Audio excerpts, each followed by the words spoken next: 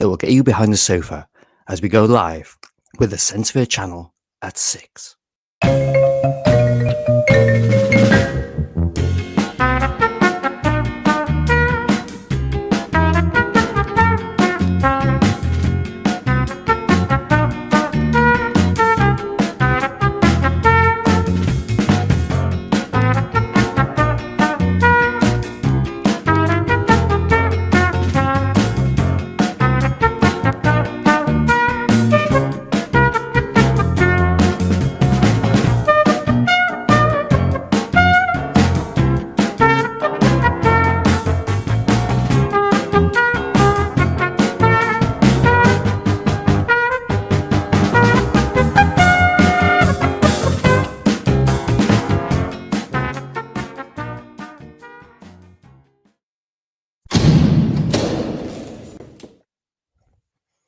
Well, I might show you that Horror of Run Rock. Yes, that wasn't a mistake. The hoopits have been out there.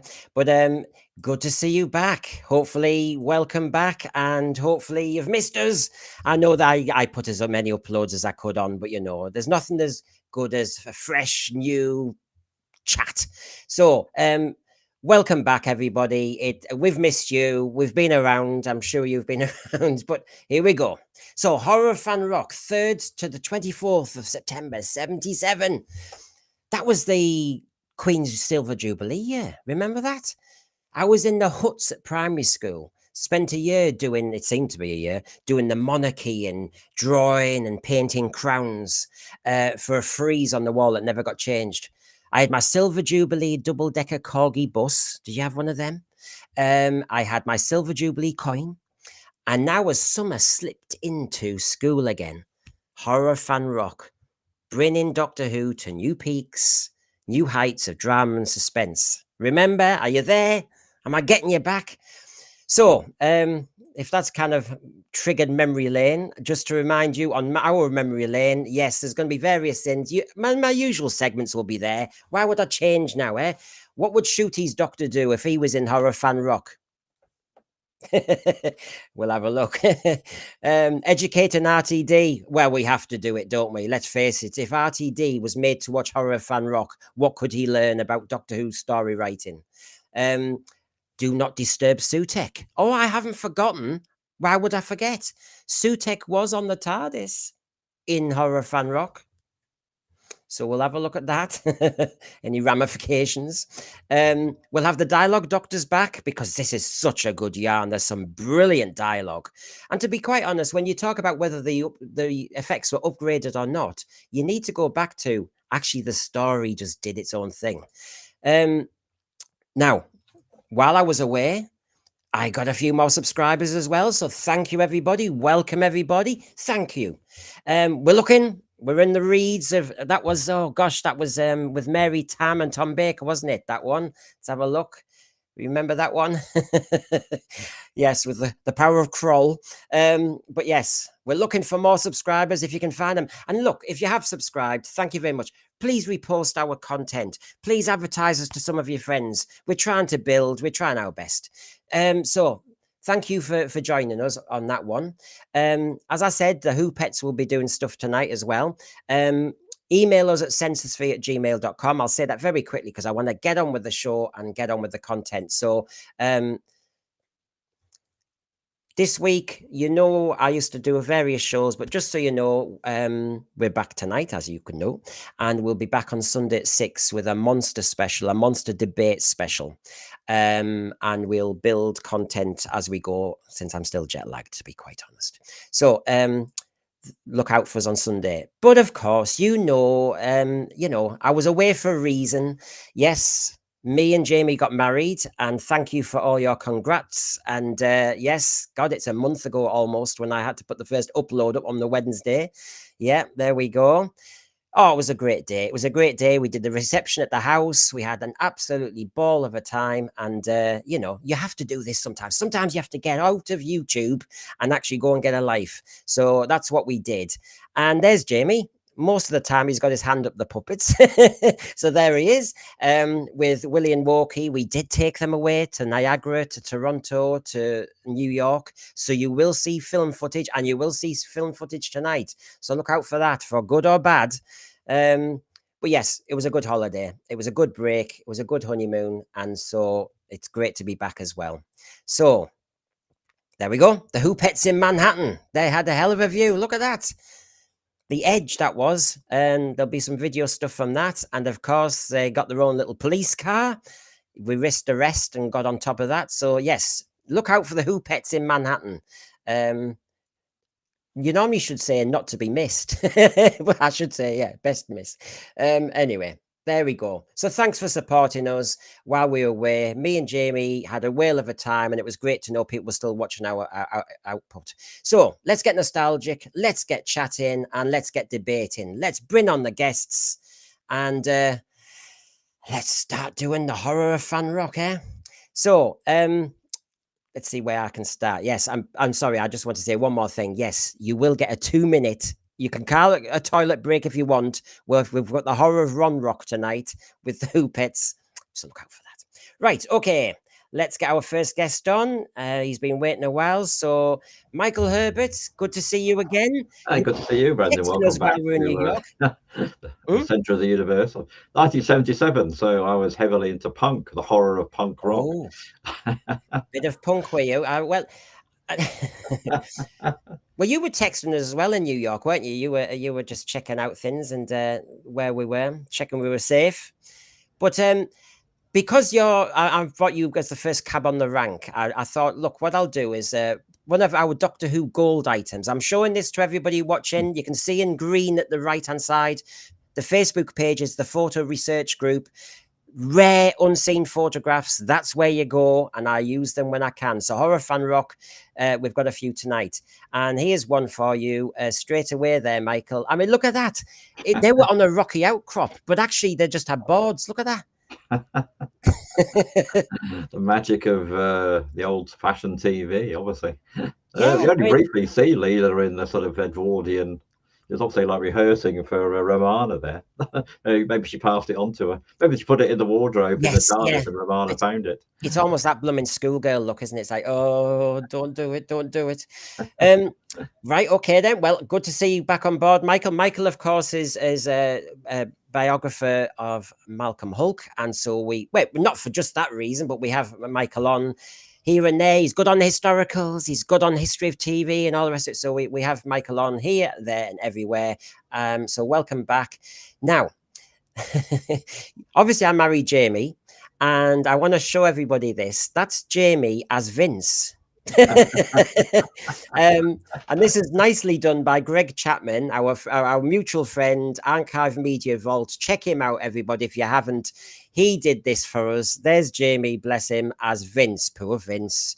Now, Hugh, I'll bring Hugh on first of all. Hugh, you are also getting the treatment tonight. Are you ready for this, Hugh? Oh, dear God. Yeah, okay. Here we go. Hey, there you go. That's actually not bad. Thank you, Greg. Yeah, look at that. That's not bad, is it? Mind you, I'll go with that. Your wife might be saying, he's a gentleman. When was this happening? I think it's more, he's got hair. So there you go. That was, I thought, yeah, good on you, Greg. That's a really good photo fit, that, isn't it?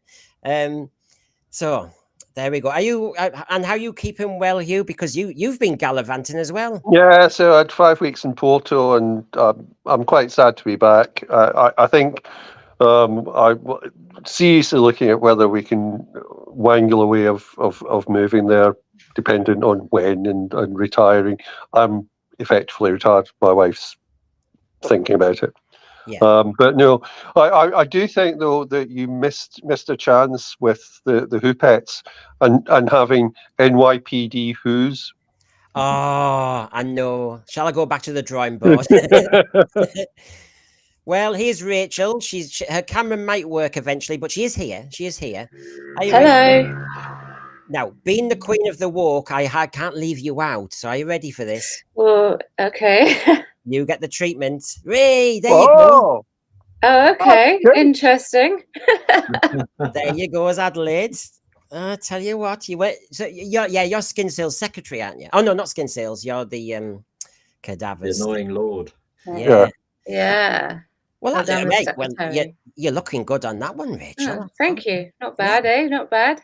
There you go. That's you opening Where'd your you find bob. that photograph from? That's what I want to know. I know. I'm going to say, get Greg now. Get Greg. And here's what. But there were 2 females in this, and we need good representation. So you're going to double up. Are you ready there for this? Oh, okay. So you're now going to be Leela. Yeah. Right. Nice and surly. Nice and surly. Sinister. She was very surly, actually, in this one, and we know why, don't we? But yes, it was. Yeah. So, welcome back, everybody. John Daly loves Horror Fan Rock, and if he wasn't busy, we'd have hoped to have had him on. But John Daly doesn't escape the treatment. There he is. So there he is. Don't tell him we got him down as a scoundrel, but there you go. So, and by the way, I don't escape this treatment. Greg Chapman has also been working on me. There you go. But it gets worse. There's a character we haven't really used yet. Are you ready? Have you ever thought of Brendan as Reuben? yeah. Yeah, that kind of fits. You mean grumpy? You mean grumpy? That's what you say. Superstitious, actually, I was thinking. Oh, I'll tell you what, I'm typecast. The eighth dwarf. If I disappear, by the way, it's because I'm trying to fix my camera issue. So just word of warning. Okay, it might not happen. So there you go. We're all being typecast now. There we go. So I'm used to that. well, yeah. Don't worry about that. Now, when it comes to this story, I think let's start with the big one, right? I can't help it. It's one of those rare ones where actually everybody dies from the guest cast list. And I couldn't help but juxtapose this with, season 1 with Chris Eccleston, when we remember the moment everybody lives. And of course, what is it that you like out of your Doctor Who? So when you watched Horror Fan Rock, I have to say, I'll be honest now, I don't care if everybody dies every week in Doctor Who. As a kid, I just did not care. I loved it. I wanted the perils and everything. As long as the Doctor survives and the companion, I'm happy. And you need jeopardy. I mean, I've been moaning for season 1, there's no jeopardy. What do you reckon, Michael, then? I mean, are you happy with this kind of doom, fatalistic kind of version of Doctor Who? Yes, it's to me, it's like a perfect Doctor Who. 4 episodes for a start, as opposed to 6 or 7. And the story and the claustrophobia and the alien menace and the base under siege, bit of a sort of throwback to the Second Doctor, and the cast and the dialogue is, and the script. So it's really perfect for me. On narrative endings, though, Michael, do you like it when? I mean, does it bother you that nobody comes out of this alive? To be honest, no, it's good to have a kind of a pessimistic one. It's not where, I mean, obviously in modern Who, they find it very hard to kill people off, whereas in this one they find it very easy. I mean, apparently, Hugh, the rumor was, when I say the rumor, I looked it up, that Adelaide would have survived and Skinsale would have survived. It was just in a later draft that they were also killed off. Well, I think that. So I think there's a sort of morality tale about Skinsale dying, sort of like in terms of that. So Adelaide is the one character, and whatever the young lighthouse keeper could argue that you could get them to survive and it wouldn't be problematic. But it's quite. Everyone, actually, all of the lighthouse keepers have to die because of what it's based on. And then you have to have the bad character killed off and the goodish or redeemed character killed off, because that's how they're redeemed. So Adelaide's the only one there that could really survive in terms of how the tale's told. I think there's something quite brilliant, though, about the fact that the Doctor is entirely useless at saving the people around him, but saves the world. Yeah. But isn't this the point, Hugh, that when we've looked at season 1, and I'm not going to get bogged down in all the modern stuff, but there is something that RTD could learn, which is you don't have to see a million Daleks, a million Rutans. You just need to see one base under siege, as Michael said, but the ripple effect could be assumed. Yeah, and there isn't... The interesting thing about Jeopardy is until the middle of the 4th episode, there isn't big Jeopardy, but it's much more uncanny and eerie because of that. Yeah, I mean, I'll pick up on a few things later on the dialogue doctors and everything. There's some great stuff there. Now, Rachel, I mean, I'm going to ask you straight away, Rachel. I mean, obviously, I'm talking about everybody dies, everybody lives, the juxtaposition of that. I'm glad Adelaide died. Gosh, that was my face on that picture. Leela survived. Oh, was it? Really half died. When we often Leela was particularly happy that she died. It's just it's unfortunate, isn't it, Rachel, with the representation that the female in it. I'm excluding Leela for a moment. Was screamy. Oh, what's this? And you think, oh, come on. Oh, hang on. Yeah, sorry, I lost sound there. Okay, I'm just saying, basically, she wasn't the strongest female representation, was she, Adelaide? And I think that was purposely done, because that will contrast against Leela quite nicely. Because Leela is strong, and when was it set? It's 1860. Is it 1861? I read they thought it might even be early 1900s, actually. Yeah, and that would have been stereotypical for the women of that day. So I mean, I think it's interesting that I don't think it's really specified, but you're sort of coming off directly of Talons, and so you're assuming it's around the same-ish time. Yeah. But it's a bit like M.R. James meets H.G. Wells. Yeah, and lovely references to H.G. Wells in the story. Yes. Yes, I've got one of those in the dialogue. Oh, yes, that's right. Yeah, so it must be in the early 1900s. Yeah. So I think it's meant to be Edwardian.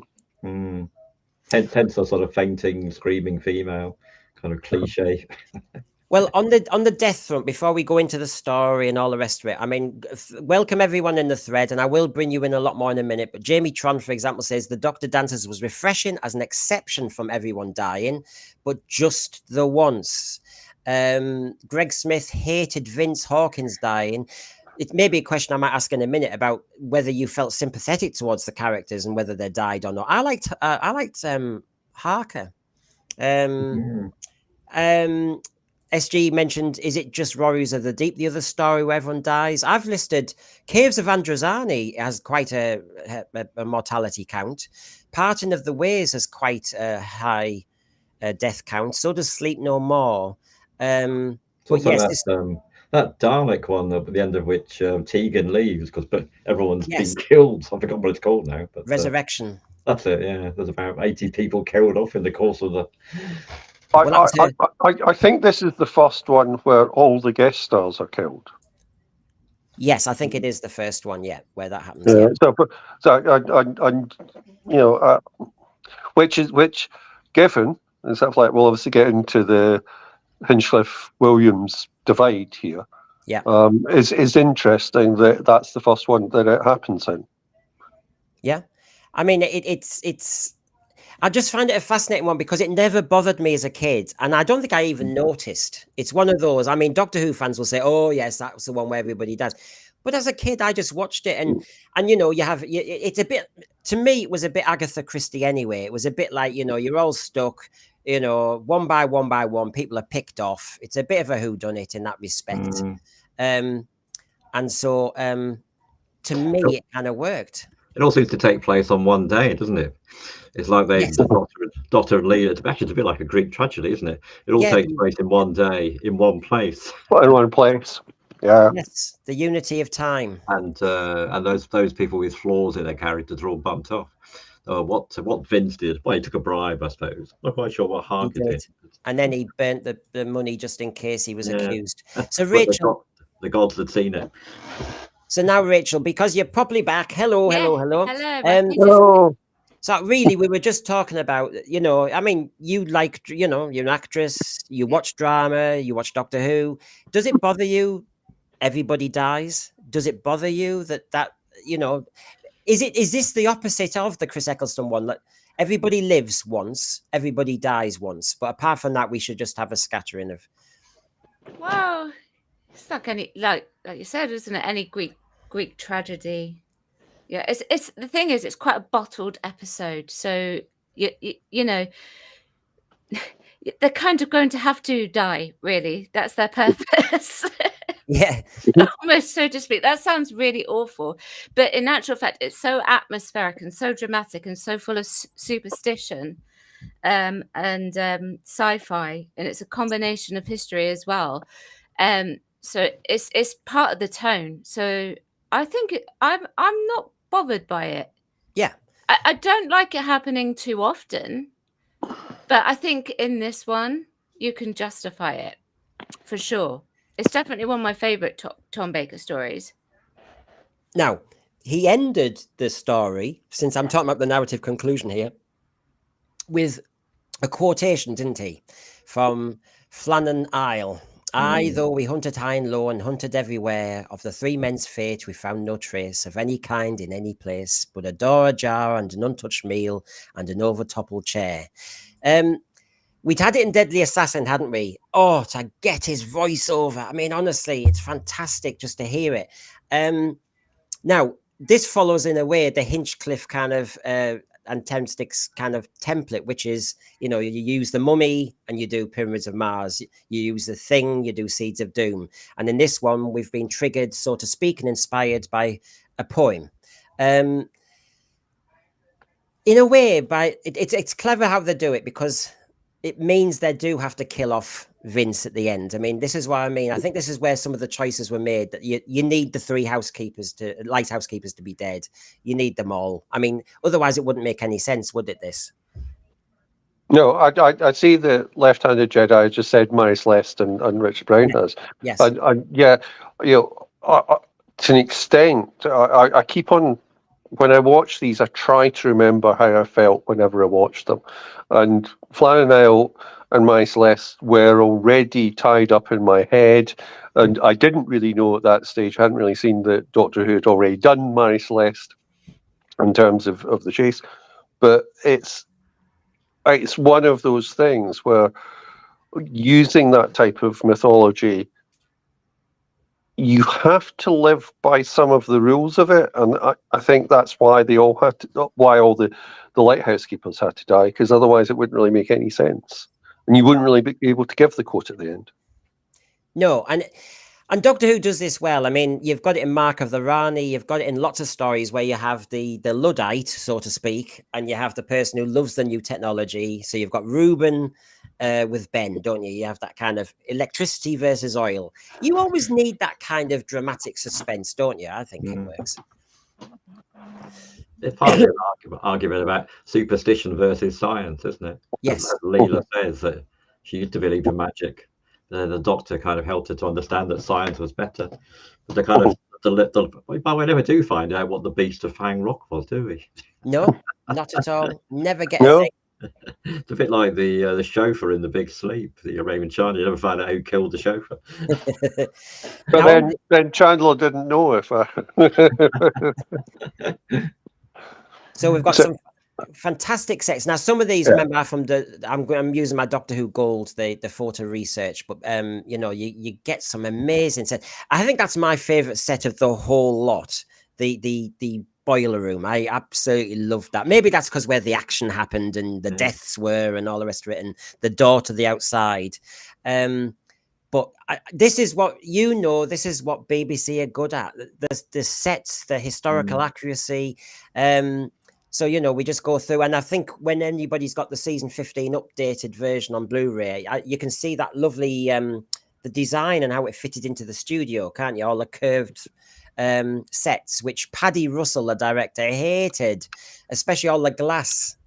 And this was her last direction, wasn't it, Paddy Russell, because of the tension with Lalla, I was going to say Lalla Ward, that came later, with Louise Jameson and Tom Baker, with the fact that she preferred the Vampire Mutations by Terence Dixon. It was a last-minute rewrite.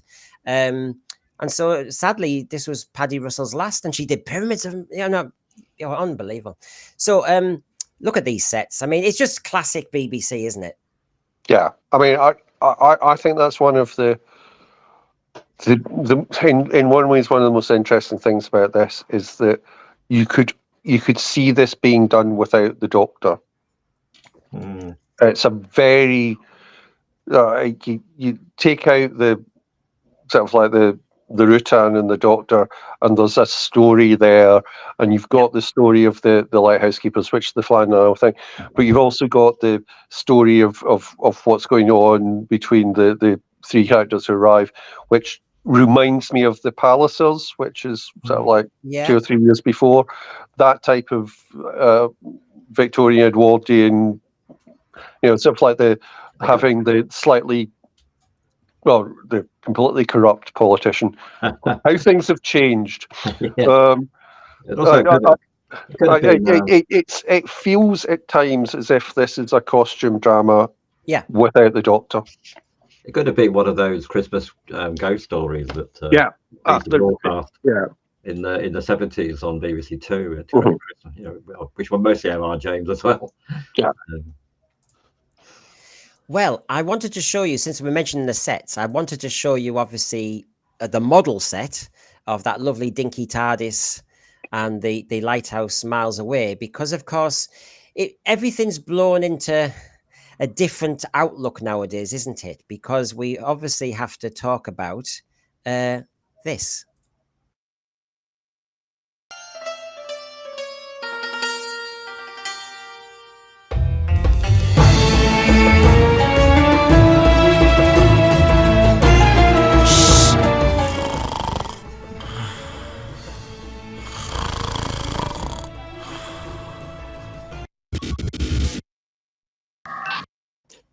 Yeah, there you go. Shall I show you my version of what's been going on then, according to RTD? There he is. And I haven't got him as the kind of jackal or, wolf, so to speak, because, of course, this is only just after Pyramids of Mars, really. So basically, he said he grew over the 50 years. So I think he still sat on the throne on the TARDIS there. But I'm not going to ever forget it, that this is the retcon and the wrecking of all that beautiful history. This is a lovely dinky TARDIS on a little rocky outcrop. I mean, if Sutekh was there, this would change the story, because the Rutan might have detected something else, never mind electricity. I don't know. As you know, I'm going to always look at the ramifications. Are you still... in my time away, Rachel, have you warmed to Sutekh sleeping on the TARDIS? Well, no, I haven't actually. I haven't taken it very well. I'm surprised you didn't put the hand that goes behind Gabriel Wolf there. But no, I haven't. I haven't. No. I'm going to do this every classic story, because you just think stupid. To be fair to this one, I can get that the Rutan might not be capable of detecting something like a god that's not a god, but I have no idea what Russell thinks Sutekh is. So I think it's possible for Sutekh to be sort of sleeping there, and the TARDIS isn't in jeopardy, so it's sort of okay. Well, I'm with Rachel. I can't get past it as a wrecking of a story, but I think in this one it's not as bad as some. Except, I'll say one more thing before I move on. It's just to make a point every time. Part of that story in Empire of Death also said that, never mind Sutekh sitting on the TARDIS, that the Susan Twist was in every story, planted. Yeah. Well, where's Susan Twist here? Well, maybe she was Adelaide. Slap her now. Slap her now. I think she's Vince. I think she's definitely Vince. But there we are. I was hoping What we need is Greg to do Susan Twist as one of the characters. Yes. I was Yeah. hoping we could get through a show without mentioning R2D2 or Sutekh. No, do it as Adelaide with the part when Leela slaps her across the face. Mm. Yeah. Yes. Susan is the Rutan. So here we go. I said it in the preface, 3rd to 24th of September. So you'd just gone back to school if you were alive, Rachel, I know. But yes, just back to school, primary school in my case, like I said. See, that's you English people. We've been back to school for weeks at this stage in Scotland. Oh, that's true, yes. I think that was the weekend I saw the Clash and the Ramones in Manchester. So it's I'm not old enough to be going to gigs, but the first gig I went to was November of that year. And I was 13, and I went to see the Boomtown Rats at the Apollo in Glasgow. Yeah, I don't like Mondays. Yeah, I know. Survive to tell the tale. My first gig was 1970 with the Yes and the Nice. I wasn't born then. Yeah, Rachel, timey-wimey. Well, Paul Richards, RTD doesn't understand Sutekh's character. As soon as he's free, he destroy everything. He's not the master, out for revenge. Yep, well, Paul Richards, we've rehearsed all these arguments, haven't we? But I will point out, in case RTD ever crosses the sense for you, I haven't forgotten, mate. But anyway, some notables. This story could have been called The Rocks of Doom, The Monster of Fan Rock, or The Beast of Fan Rock. I think they probably got it just about right. Paddy Russell preferred the original Vampire Mutation story and struggled with the Louise Jameson and Tom Baker clashing, which actually, it's a brilliant interview with Louise Jameson in the season 15 Blu-ray, isn't it, where she talks about this. I mean, she's very reasonable about it. I mean, she doesn't have to be. I mean, if Tom Baker had been that rude and that nasty, I mean, Paddy Russell says he was making cutting comments, he was making nasty comments. And of course, Louise Jameson says, as she says in the interview, she made him do one take 3 times when I think he was carrying Harker or Vince or something. She was carrying one of the bodies, and he kept deliberately coming into the shot, Rachel, early, and he wasn't giving her respectful timing that they'd rehearsed. So she deliberately ballsed it up each time to make him do it again. And apparently Louise Jameson says he gained respect for her then. Yeah, because you don't walk over other actors. You give the actors time to do whatever it is that you've practiced. And if that's what the director specifically asked for, or if that's something that Louise Jameson had actually chosen to do in that moment, then you've got to respect it. You have no choice. Mind you, before I move on to our other 2 panelists, I was going to say that, isn't it funny, never mind Doctor Who, but when you have a fractious relationship between the leads, or a story is written in haste and you're up against adversity, sometimes you get the best work. You do. In actual fact, I think in this case, in all of their stories, really, it just goes to show how good of actors they actually are. No matter what I think of Tom Baker's Doctor, you know, I actually think he is a very good actor, and so is Louise Jameson. So, and they work nicely off of each other, even if they do have problems with each other, or had problems with each other. Yeah, they're better now. His problem seemed to be he just didn't want a companion. After Liz, he thought he could handle it, and of course, in Deadly Assassin, he did. But yeah, but the thing is, though, you still have to kind of write another companion in to fill in for the companion that's not there. Yeah, and we all know the companion has a certain role to play anyway. Yeah. I mean, you can see there, Hugh, look at those ratings, and look how it jumped between part 2 and 3. I mean, this story, it, like you say, based under siege, it's got claustrophobia, it's kind of a ghost story. It's a whodunit type story. You know as a kid that one after another is going to go. Then you've got Possession with Ruben. I can see why this was a hit. Yeah, but also it's quite interesting because if you watch it, there isn't Jeopardy isn't that big in the way that it's done. There's obviously the move into the Williams era from the Hinchcliffe era, so there isn't the horror is all off screen. You know, sort of like there's the bit. It's the second episode where the scream happens off screen, just after Lord Slimeball has said, you know, nothing's happening, and there is nothing that dramatic, but the atmosphere is utterly brilliant. It's the atmosphere in this, I think, is what pulled people in, rather than scares or things like that. It builds beautifully. Yeah, and sometimes the scares happening off screen fill in your imagination more. Yeah, are scarier because you can't show anything as scary as what I can think of. Yeah, and I think therefore, Michael, this really, really works because, as I said later on, I'm going to show some of the dialogue and how the Rutan is described, as in he's cunning, he's this, he's that, he's trapping us. My kid's head was just running riot. In the end, I don't think I needed to see the Rutan at all. I think it worked as a ghost story.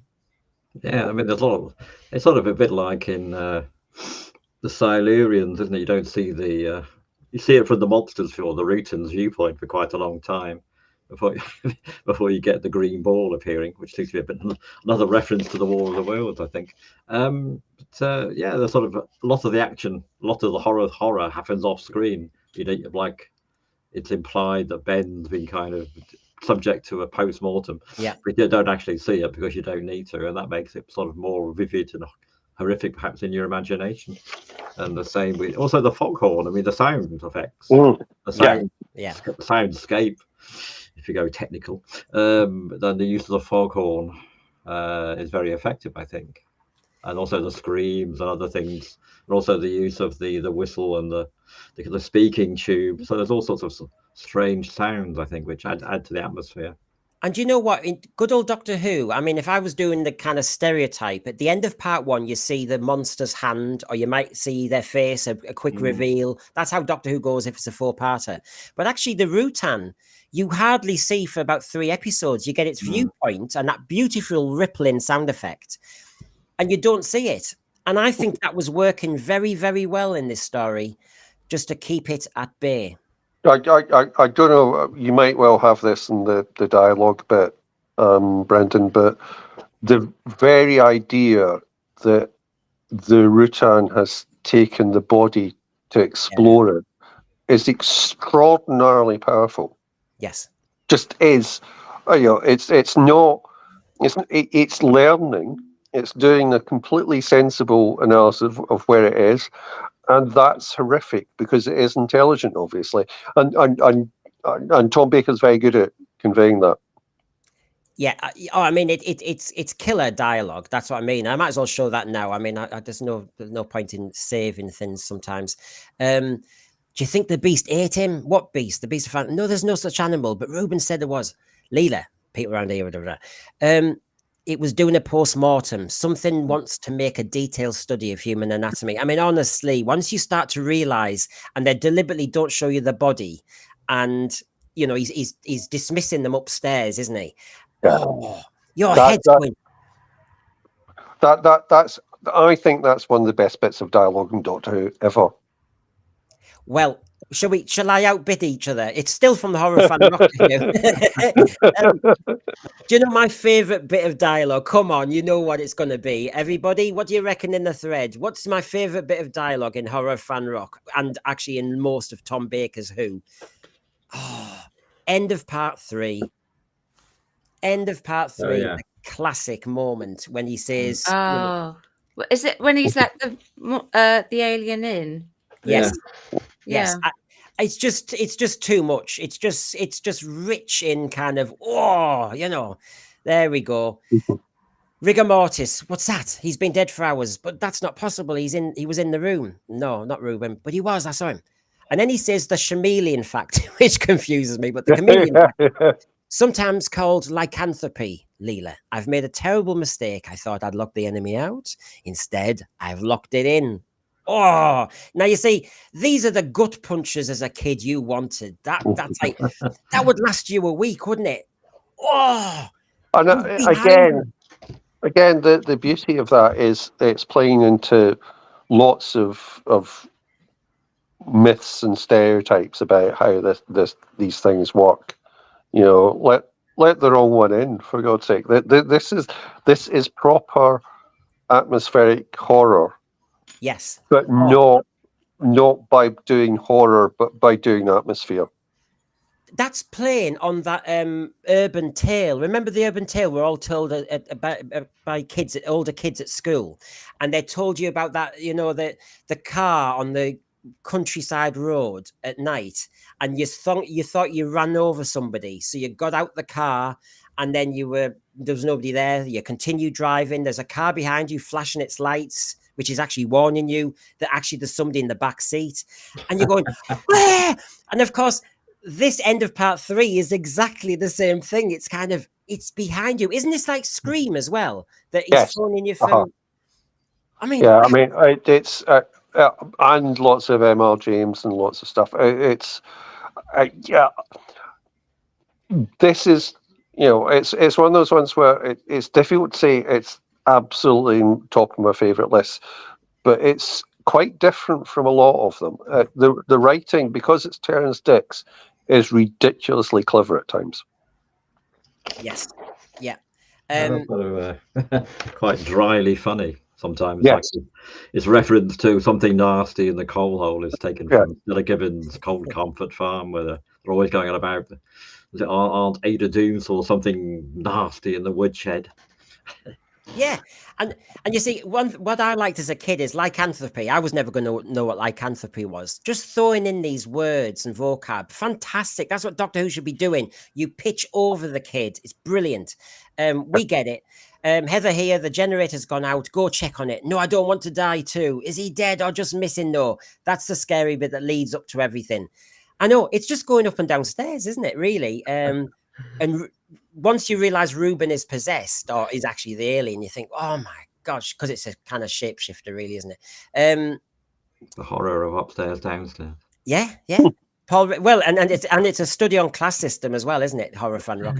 It has a great script, says Paul Richards. Good to see you. David Harding, who's already had one comment up that I've flashed up. This is one of those stories where the people from the ship start to depend on the Doctor and Leela to save them. And he has to remind them that they can't just observe. And there's a lot of dialogue I'm just going to throw in, as in, Rachel, as an actor, I ask you as an actress, because sometimes when you see a line, you go, oh, I'd love to have been able to deliver that. You know, for example, Terrance Dicks wasn't happy with Tom Baker the way he delivered reporting that Skinsale was dead to Leela, because he said he died with honor, and he said it all as one statement. And Terrance Dicks said, no, there was a comma there, and he should have said he died with honor. And that's interesting. I didn't know that, because ironically, that's one of my favorite lines. Okay. Yeah. No, I didn't know that. He should have acknowledged that comma, but I wasn't aware of that. I thought he did that way because it was like almost like he was realizing the impact of the fact that he had literally, sacrificed himself for greed, really, more than anything, but had done that to help them, and now he knew what he was going to do. So he just said he died with honor. Yeah, I mean, I just thought that he was acknowledging it, but he has a realization of what he now must do, because it's only up to him now. But he should have acknowledged that comma. But that was one of my favorite lines in that episode, actually. Yeah. And JWC Reviews, good to see you. He's got another quote there. I've got it down somewhere, but don't worry, I agree with you. You will do it. Says, oh yeah, and then it's Tom. It's Tom's reaction to that that makes me like that line even more. Do you know what? I didn't know Louise Jameson and Tom Baker weren't getting on. I was watching Doctor Who as a kid. When you realise that, a bit like what you were saying, Rachel, well done those two, because I have to say, well, and more so Louise, because they look as though they're getting on. Yeah. In a sort of way. I mean, there's this, even the joke about Savage when he says, "Come on, Savage," and I just feel as though there's a chemistry there, even though there clearly wasn't at the time. Well, they would have screened Louise, I would have thought, for this, and they would have checked their chemistry. And if their chemistry fits, then, you know, they go ahead and they do it together. Some actors really hate each other in real life and they don't get on, but their on-screen chemistry or on-stage chemistry is phenomenal. So, you know, it's just the way that it goes. And the fact, I think. yeah, and I think their characters work. I mean, I do love Sarah Jane Smith, but I love Leela as a character playing off the Doctor. There's so many. The quote from JWC Reviews, we've seen it in Robots of Death. There's so many good lines and the Talons when Louise Jameson has to do stuff that she really has to act it through. She has to think about. She's a thinking actress. She has to really think. Yes, she's very method. Yeah, how do I do this? Because, I mean, they're eating the meat, for example, in Talons of Ren Cheyenne. I mean, she really has to, she really lives that moment. But her little looks all the time, you can see sometimes she plays the immature Savage. So sometimes she looked a bit moody in this one at a point, you know, she's a bit, absolutely love it. Thinking, good to see you. A perfect blend of different genres that blends seamlessly to create an absolute classic, making it the perfect template for a top-notch example for one of the most must-see Doctor Who episodes ever. I only saw it recently, like a lot of us did with the season 15 Blu-ray, and I've watched it again and doesn't bother me at all. I can watch this. In fact, I think now they've upgraded the Rutan, which we'll talk about later, I actually think this is pretty much perfect now. So I again, I think one of the things about this is it underlines quite how good Louise Jameson is, because she doesn't really have that much to do at times, but you know, sort of like her whole sort of like almost matronly looking after of Vince. She's just stunning in this. But with very little to do. I mean, some of the times, some of the best bits is when she looks bored with having to do the things that she has to do. Yes, great. She's great, utterly great. Do you know, my first introduction to Louise Jameson wasn't actually Doctor Who. It was I think it was EastEnders. That was the first thing I saw her in. And when you're working on a soap, you have notorious pressure to actually churn out 4 to 5 episodes, you know, per week. And they have like a couple of cameras set up and a standing panning camera, whatever it is that they do, and they film everything on each camera sort of like in a few takes, and it's done and dusted. She intrigued me as an actress back when I was a teenager and she was in EastEnders. So and I thought, wow, she's very good. And then obviously I saw her in this. Rachel, have you seen the Omega Factor? No. So that's with James Hazeldine and Louise Jameson. They're sort of vaguely good. Doctor Who thing. Did a bit of the occult and stuff like that. It's worth looking out. It's a really good series, which is quite sad that they didn't make a second series of. But I mean, she's just, again, with a lot of, if you're a companion and you've got to play against Tom Baker, who is the established actor at this stage, as opposed to whenever Liz Sladen had Tom Baker come in. I honestly think that this is one of her best pieces of acting, because she doesn't have enough to do, and she's brilliant doing it. I mean, we've got some great comments here. David Harding. Doctor Who has always done base under siege stories well. This is another of those. The tension's palpable, the writing's great, and the acting is more than up to the task. He continues, this is the story where Leela's eyes change colour, no more need for the contact lenses. Left-handed Jedi, good to see you. The scene where Leela asks for dry clothes and starts getting undressed, and the kid's reaction, we don't have clothes for a lady, and then she replies, I'm no lady. I know. It's good writing. She has to deliver it. She was also very good. Did you see her in Tenko? Fantastic in Tenko. Louise Jameson is one of our top actresses. She really I'm is. lucky to have seen her act at a play in Bolton a few years ago, which was really nice, really good. I think Yeah. wrote me a little letter. All right. Okay. I think she's in Emmerdale at the moment, isn't she? Oh, She is. Yeah. Yes. Right. Yeah. Yeah. She's getting the credit she deserves now, because in EastEnders she was written out as a family too early. It was just Yeah, that was rather unceremonious and replaced with a really unpopular family. yeah. And that, I mean, it's with soap, it's bad luck, isn't it? It's just they've decided to get rid. Right, here's our little toilet break for a moment, everybody, because while we're talking about the Horror of Fang Rock, the Who-Pets have tried their best to do their version while they were away with me and Jamie on honeymoon. How does that work? There were 4 in this marriage. So here we go.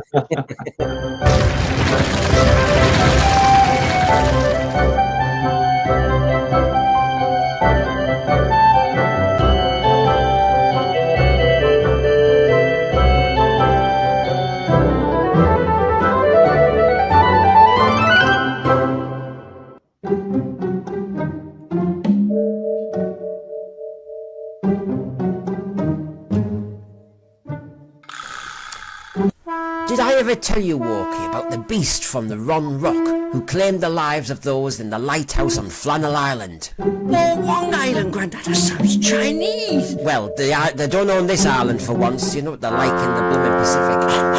God, this smoke is choking on my chest. What with the winter fuel payments freeze? Is this mad? Oh, no, Grandad. Oh, no. That's too loud. That's too loud. My hearing aid's just blown up. This isn't Close Encounters of the Threatening Kind. Anyway, it's a ghosty story of a beast, marooned fisher folk, and intruders on the island. Like us, Grandad, racing here on a motor scooter you borrowed from Benidorm. Some real slappers in this story too. Savage.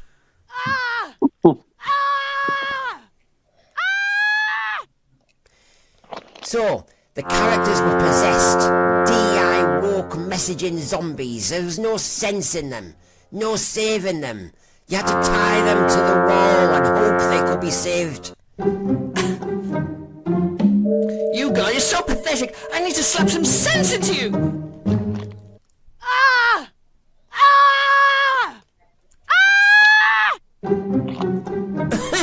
Oh, no.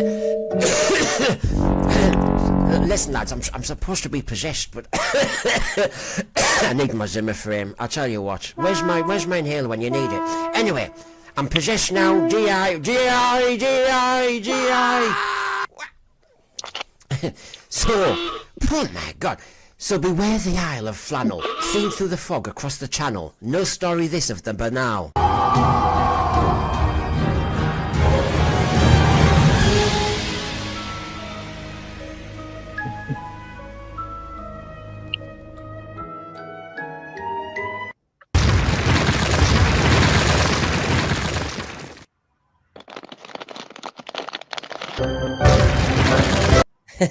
I'm taking no responsibility for that at all. I tell you.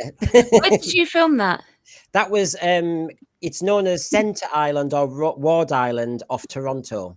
And it was only then that I'd actually booked you all to do Horror of Fang Rock. And at the time, we were just walking. I said, "There's a lighthouse. Oh, I think we're going to have to do a lighthouse shot now." And as you can see, I've cobbled it together with some dodgy sounds because, as we were saying, I think it was Michael was saying, with all the fog horns and cartoon horns and everything. You know, let's have that. You want to see them when they're in Manhattan, though. SG, the Who-Pets all have northern accents, bizarrely. I don't know how that. Don't tell Jamie that. That means I've infected him. I don't know how that happened, Brendan. Do you? I don't. It's shocking, really. Although, if we can. All puppets of the north. Yes, we all have a north. So, yes, it was too well written for Chibnall, wasn't it? I thought it had a structure.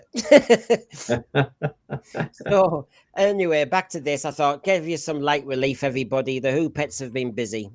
Thank you, SG. Better than Disney. Actually, when we were at Niagara Falls filming some amazing footage, say no more. I know there's a falls there, but there was more amazing footage than that as well. The puppeteer from Sesame Street came over to talk to us. I know. Can you believe it? And he was going, what do your puppets get up to, and what's their storyline? And I'm just making it up as I go along. See my agent. Yeah. So I said to him, I said, well, this old one, I said, he's a right crock him. I said, he's a has-been. I said, we're going to throw him into Niagara Falls. He's going to have a death scene. Anyway, he said we were sick enough to be on Sesame Street. So anyway, there you go. It was good fun. So Horror of Fang Rock. Let's go to some kind of key elements here now, folks. Okay, so I did see a microaggression from Rachel, you know. You know this strange world we're in now, and everybody's supposed to notice something. Rachel, your face wasn't static, is what I'm saying. When I said I think it was almost a perfect story, and you kind of went, go on then. What's holding you back? I don't know, really. Is it a perfect story? Is it almost a perfect story? I don't know. I don't know what's holding me back. I just don't. I have a sort of problem with it, which is I might get onto this, and if you do the what would Ncuti do, but the Doctor for most of the program is entirely useless. Yeah, maybe that's it. I'd utterly useless, and he admits it. And I don't know. There's something. Again, it's difficult to remember what I thought of it when I was 13, and I didn't understand what was going on behind the scenes. I didn't understand the Hinchcliffe switch. It's maybe that Tom Baker's performance is just weird at times. Yeah. You see, okay, I thought of something. Did you want to answer? Yeah. Yeah, carry on, and I will say my bit in a minute. No, I'm done. So. Oh, okay. Yeah, I was following my own trail of thought, so I was trying to think of something, because it's. I don't think it's close to perfect. You see, I think sometimes less is more. And we have what? We have the three keepers in the beginning. Yeah. And we have Leela and the Doctor. Do you really need to add any more characters to that? Or do you need to add as many characters as was added to that? I mean, the whole, the intensity is the ship coming in and crashing at the end of part 1. But they added quite a lot of characters. And I think perhaps they didn't need to add that many more. Or they could have just kept it with the three keepers. I think it would have been doable. But it would have been shorter. It would have been much shorter, yeah. But it would have been doable. You would needed more characters to gradually bump up one by one. Yeah. I think that's classic Agatha Christie as well, isn't it? I mean, you could have less characters, but you need enough more. I think Tom's very good at this, and he's kind of restrained, and he's kind of brooding, and also I'm not saying it's not good in lots of ways. I think. It's a bit like the whole question about the missed comma. I'm not saying that I really understood that at the time, and I don't really have the problem now. A lot of the delivery, and the comment that it is possible that he's an alien, he does convince us that an alien is very true. It doesn't seem to me to follow on from what he's done previously. It's different from where he was in 14. He is less sure, and he is less humorous, or the humor is somehow different. And I think that's his delivery in many ways rather than Ten Strike's writing. So what's our thought on this? We're all Doctor Who fans here, and we've got views on this.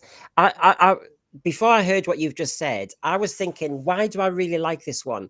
I like it. I mean, Tom Baker can be amusing. He was too amusing later on, of course. But in those early seasons, he had that seriousness. He was very alien. He was very unpredictable. and he could be very dark. Now, in this one, he's mostly dark. But I love there's that shot with, I had it on earlier with the Marconi scope, and he's sat at the desk and Leela's behind him, and Ruben's very suspicious of them. And he's just pulling faces, isn't he? The Fourth Doctor going, are you suspicious of us? Do you not, we're on your side. And I kind of liked him in this, which was summed up by part 3 cliffhanger. I just think those lines, I don't know. So that's me. I like Tom Baker when he's darker. I sometimes didn't want the joke. Even as a kid, I didn't want the joke. So maybe I'm being sort of like slightly weirdly critical here. So I don't think it's perfect, but it's still one of my favorite stories. In part, possibly because it's not perfect. I agree. Right. It's one of my favorite Tom Baker stories for sure. Yeah. It's perfection's an odd thing, and I'm never entirely comfortable with it. This is hugely interesting. Every time I watch it, there's something more to see. And can I throw in now, instead of just doing a segment of music, when I do my little item on the educating RTD, there were, like you just said, Hugh, there were little touches in there every time you watch it. It's a bit like when I read The Great Gatsby. Every time I get something different out of it. And, when I listen to this script, he mentions the slaves, he mentions various things, but he doesn't pile it on. Terrence Dicks just throws it in there. There's a reference to the class system. There's references to scoundrels. There's a reference to various things, but he doesn't bog us down. And that's where I think, of course, in the current iteration, Doctor Who has just gone completely wrong. And if I was educating RTD, I'd say less is more. Respect the viewer. Let them work it out. I can tell who the baddies are. If you want me to see that capitalism can go too wild and some people risk money and all the rest of it and they're bad people, I can see that. You don't have to tell me in a speech. The Doctor doesn't have to get involved. The Doctor pulls a face. The Doctor's humoured by Ruben's superstition. He obviously doesn't like the cadaver. But he doesn't really get that involved. All he says is, are you interested? Because we might all be dead by morning. He just goes in there with the big one. And I think RTD should learn from the classics that he says he loves. Less is more. Throw in a lovely historical reference, Michael, but leave it alone after that. Yeah, you don't have to sort of hammer the audience. You have to let them fill in the gaps. Or even at the end, go think, oh, right, I have to puzzle about it and kind of wish you could watch it again. Yeah. So, there's to take one of the again, another brilliant piece of writing.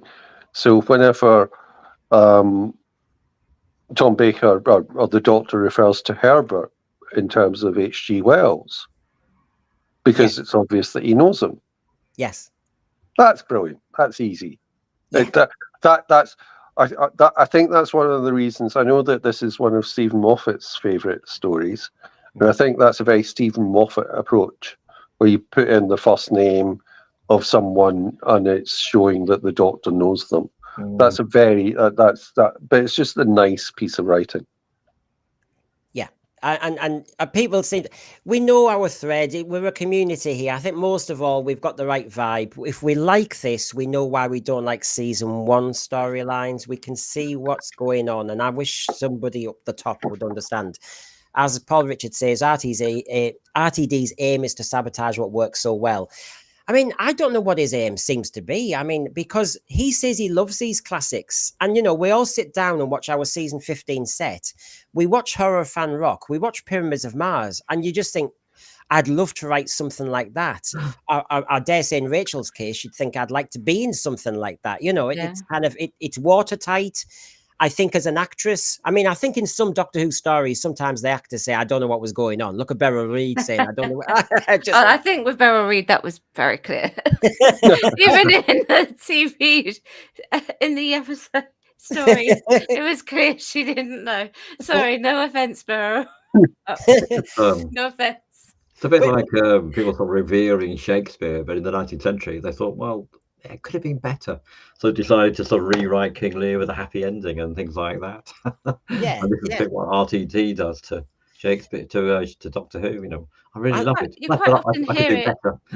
You quite often hear it in the Big Finish interviews as well, when they're talking about certain episodes, and some of them are a bit more dense or, you know, convoluted. Not convoluted, that's a bit harsh, but, you know, sort of like really dense plots, and they're like, yeah, I have no idea what's going on. We're just trying to work it out at the moment.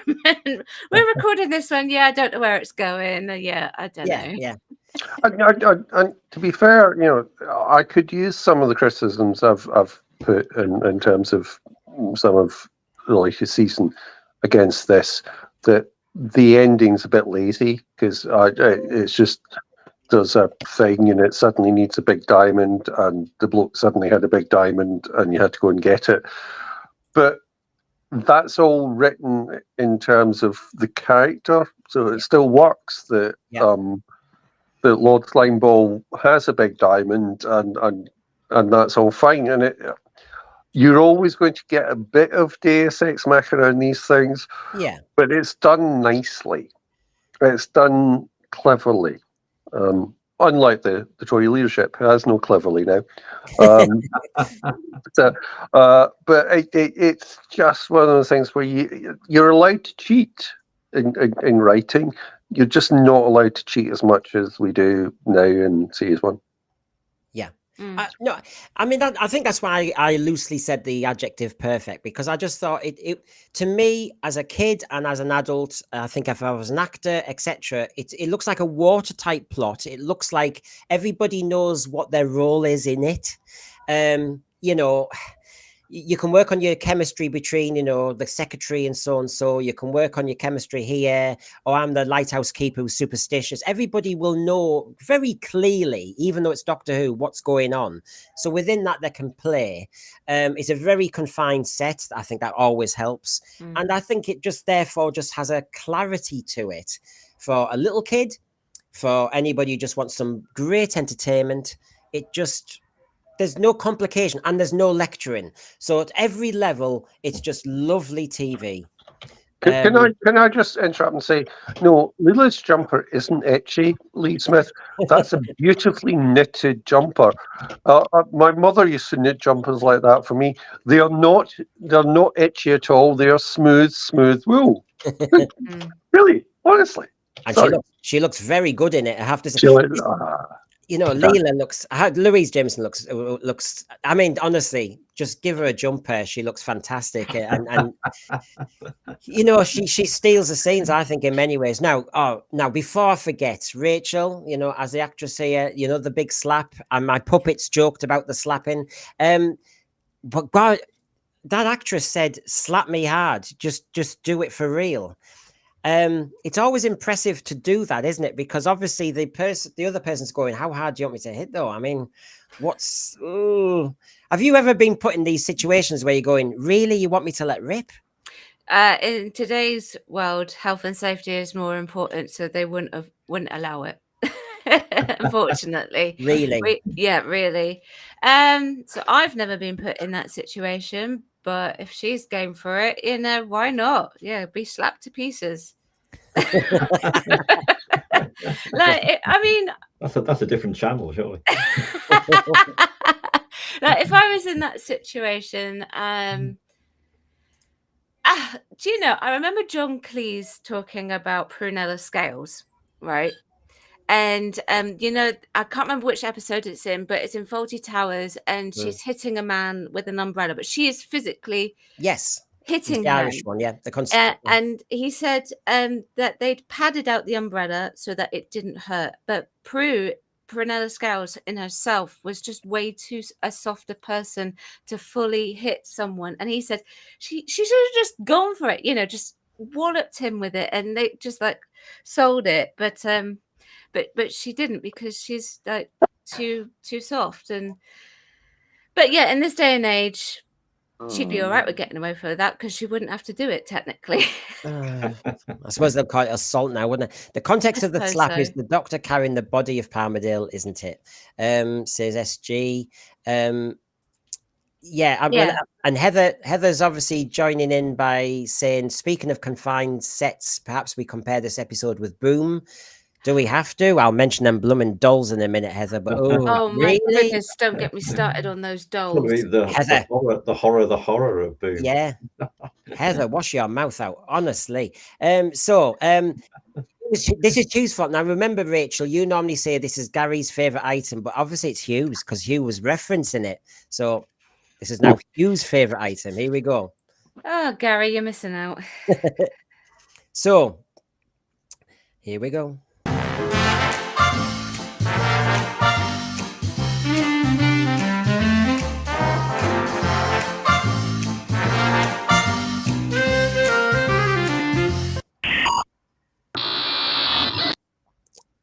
So, as you know, if you're new to us, I'm not wanting to do a shooty night. I'm not wanting to really talk about season 1. I will do it in comparison. But what we do is we look at a classic and it gives the panelists and the thread a chance to talk about some of their favorite scenes or moments that maybe we haven't mentioned already.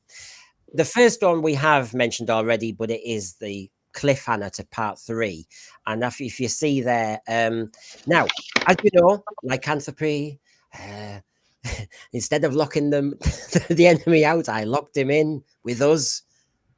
Cue music. How would you think the shooty doctor would do this? Because it's a very dramatic moment, and as we've been saying, the doctor has ballsed it up. The doctor has made a massive boo-boo here. Now, my reference to Shooty's doctor is when he balls up, he tends to hit the wall.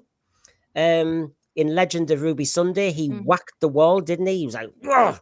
And so I'm thinking, this is when I prefer the Tom Baker version, the quiet and the dark and the somber, rather than Well, maybe he would hit the wall that's right next to him. And, well, it would certainly be within Leela's remit to tell him to, buck up his ideas and get on with it. So, she'd certainly say something like that. So, Yeah, I think the slap would return. I think the slap would return, and maybe a sharp implement, which I won't mention on here because you'll get suppressed. So. Well, we're getting help from the. I used to call them the margin, and people say, "Please call them the margin again." The thread.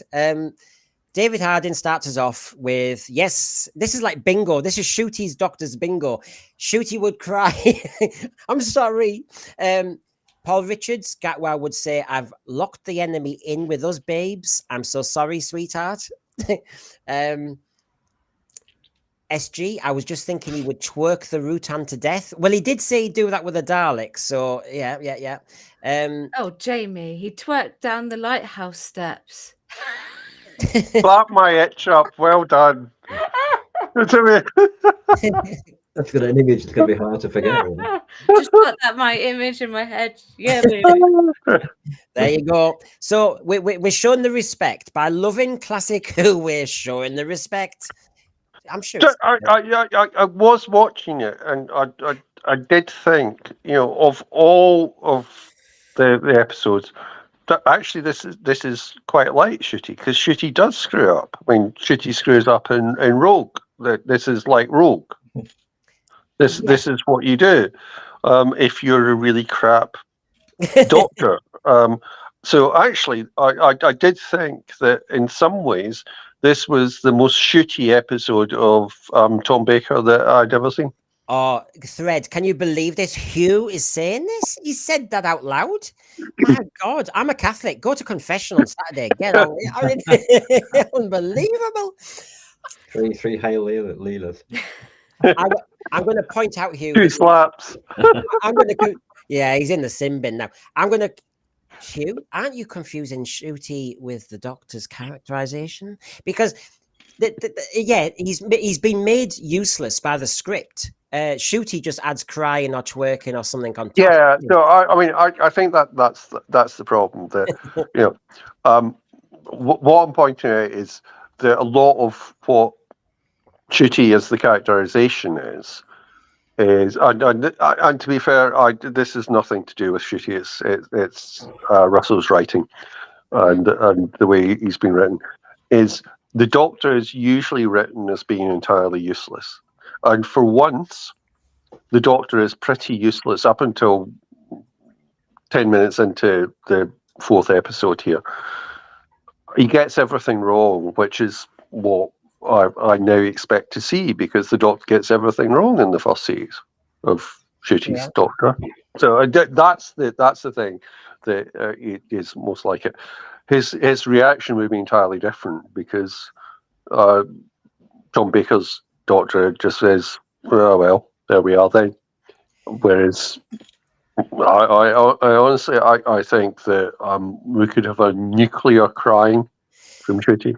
And this is the generational thing. Some people might argue, which is, it seems to be nowadays the response has to be larger than life. Whereas, you know, I wanted my hero or leader to be somebody you look up to, who looks like a safe pair of hands, and panicking and all the rest of it isn't what you want.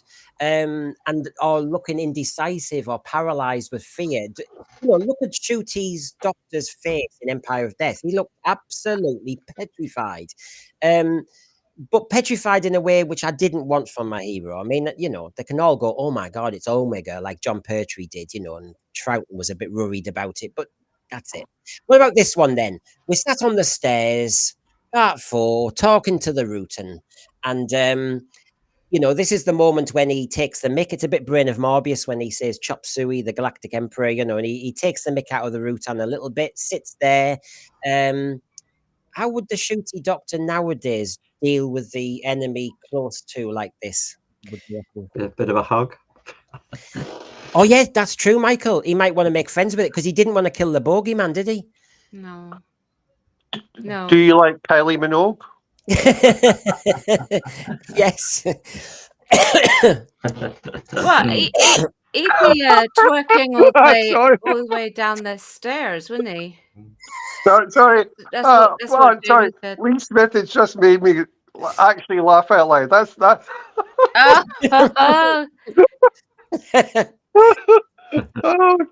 there we are. Sorry, we were undercutting you there, Rachel. That's all right. No, I was just agreeing with Jamie. He'd probably twerk all the way down those stairs and just take the Rutan with him. Yeah, I mean, it is spherical, isn't it? I think as they go back down the stairs, after all is said and done, says Heather.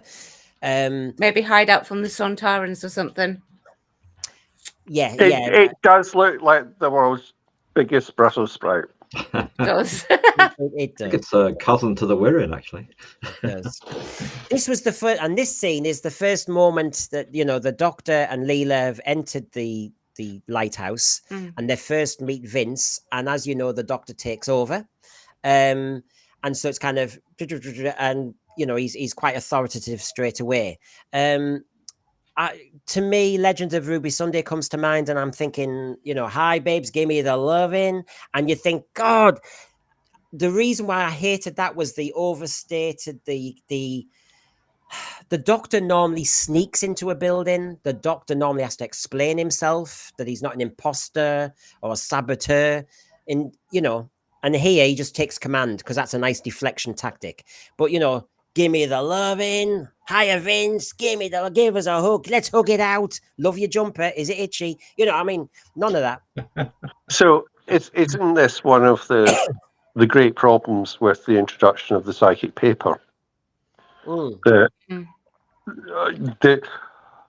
Doctor used to have to convince people just by force of character, rather than going, "I'm Chief Inspector of Giant Sprouts." Yeah. And just I mean, the Tom Baker Doctor, well, and John Pertwee's Doctor, they had authority, and they would do it a certain way. You know, Chris Boucher's script in Robots of Death, he had to be so naughty with the crew to defend himself, and that's what I want, rather than this kind of "give me the loving," which is some strange concept to me, to talk like that. I'm thinking of this one when he had the little the hat on and all the rest of it. I thought, oh, the Ncuti Doctor would love this. He'd definitely do this. Yeah, this would be dress-up time, wouldn't it? Yeah.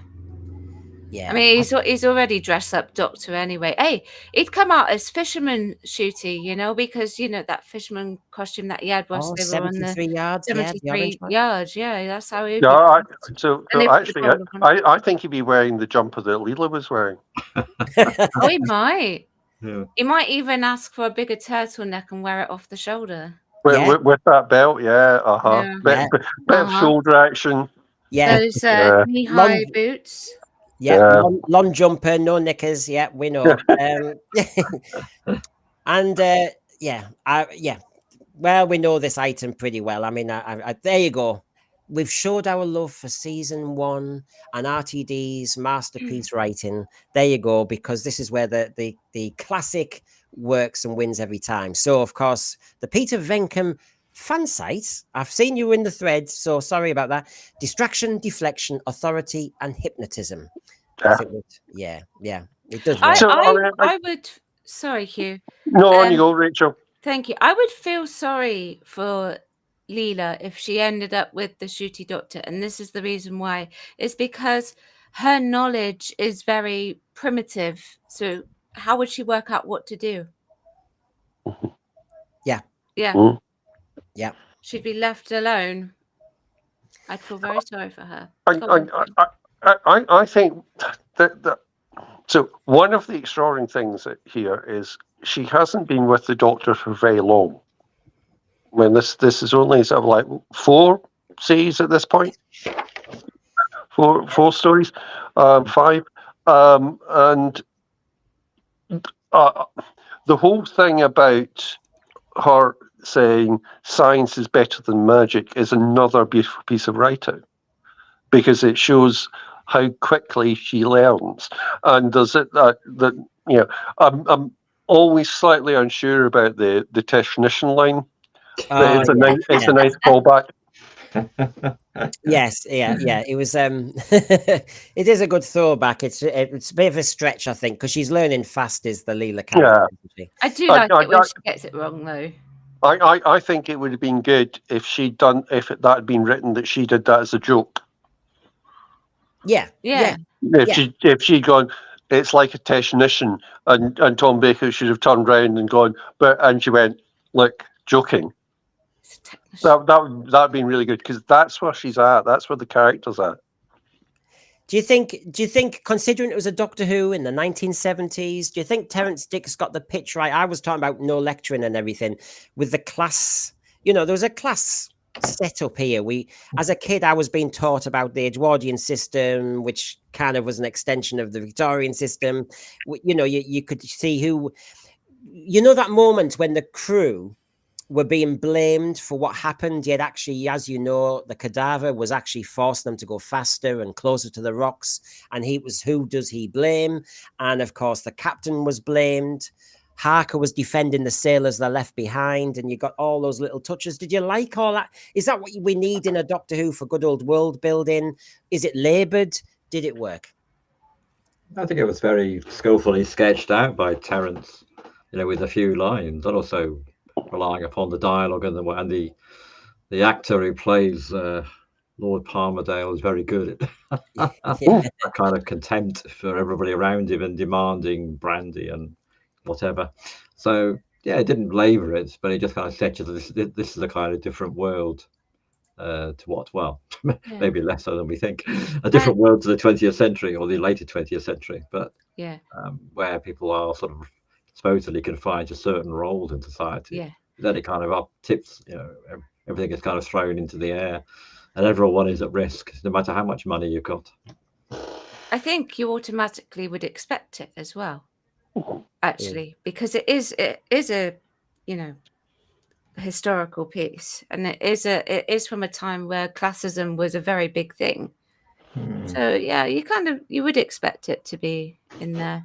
It doesn't jar the plot for me anyway. No. So the audience would have been very familiar with it from a lot of series like the never-ending Foresight saga, which I'm old enough to have watched from 1 to 26. So that's very familiar, particularly the BBC. There was lots of classic drama on BBC on Sunday afternoons. Again, sort of like I did mention the Palaces earlier, and that's 74, and there's the character of Phineas Finn, who is the Irish politician on the make, who's a bit like some skill, but not quite. But the interesting thing is that it does a lot on the class system, but it doesn't affect the story. and it's not meant to affect the story. It's meant just to give colour to the characters before they're killed, and that's quite unusual. That's one of the unusual things about this is the whole conversation about corruption, etc., has nothing to do with the story except giving the characters some colour. Yeah, yeah. It's not. So you stuff like if it's one of those things where if you were looking at classic Who, you'd expect Kevin Stoney to walk in having done a deal with the Rutan. So that's a completely obscure reference, but it's that type of thing. The machinations don't affect the story because they aren't the story. The Malcolm Hulke always said in drama, you're always looking for conflict, and so if the sort of the people who were shipwrecked had all got on very well and liked each other, it would be a bit boring. But because there's lots of sorts of inner tension and conflict within them, and they sort of conflict with the people around them. So there's all sorts of little microaggressions, to use a trendy word, going on all the time. Little subplots, yeah. Well, another way of looking at this dead fast, and of course you don't have to explore every scene I show you, but this is the dialogue doctors. So just to kind of, because I think Horror of Fang Rock, it's the dialogue that delivers it, and that's why we weren't bothered about the Rutan effects at the end, really.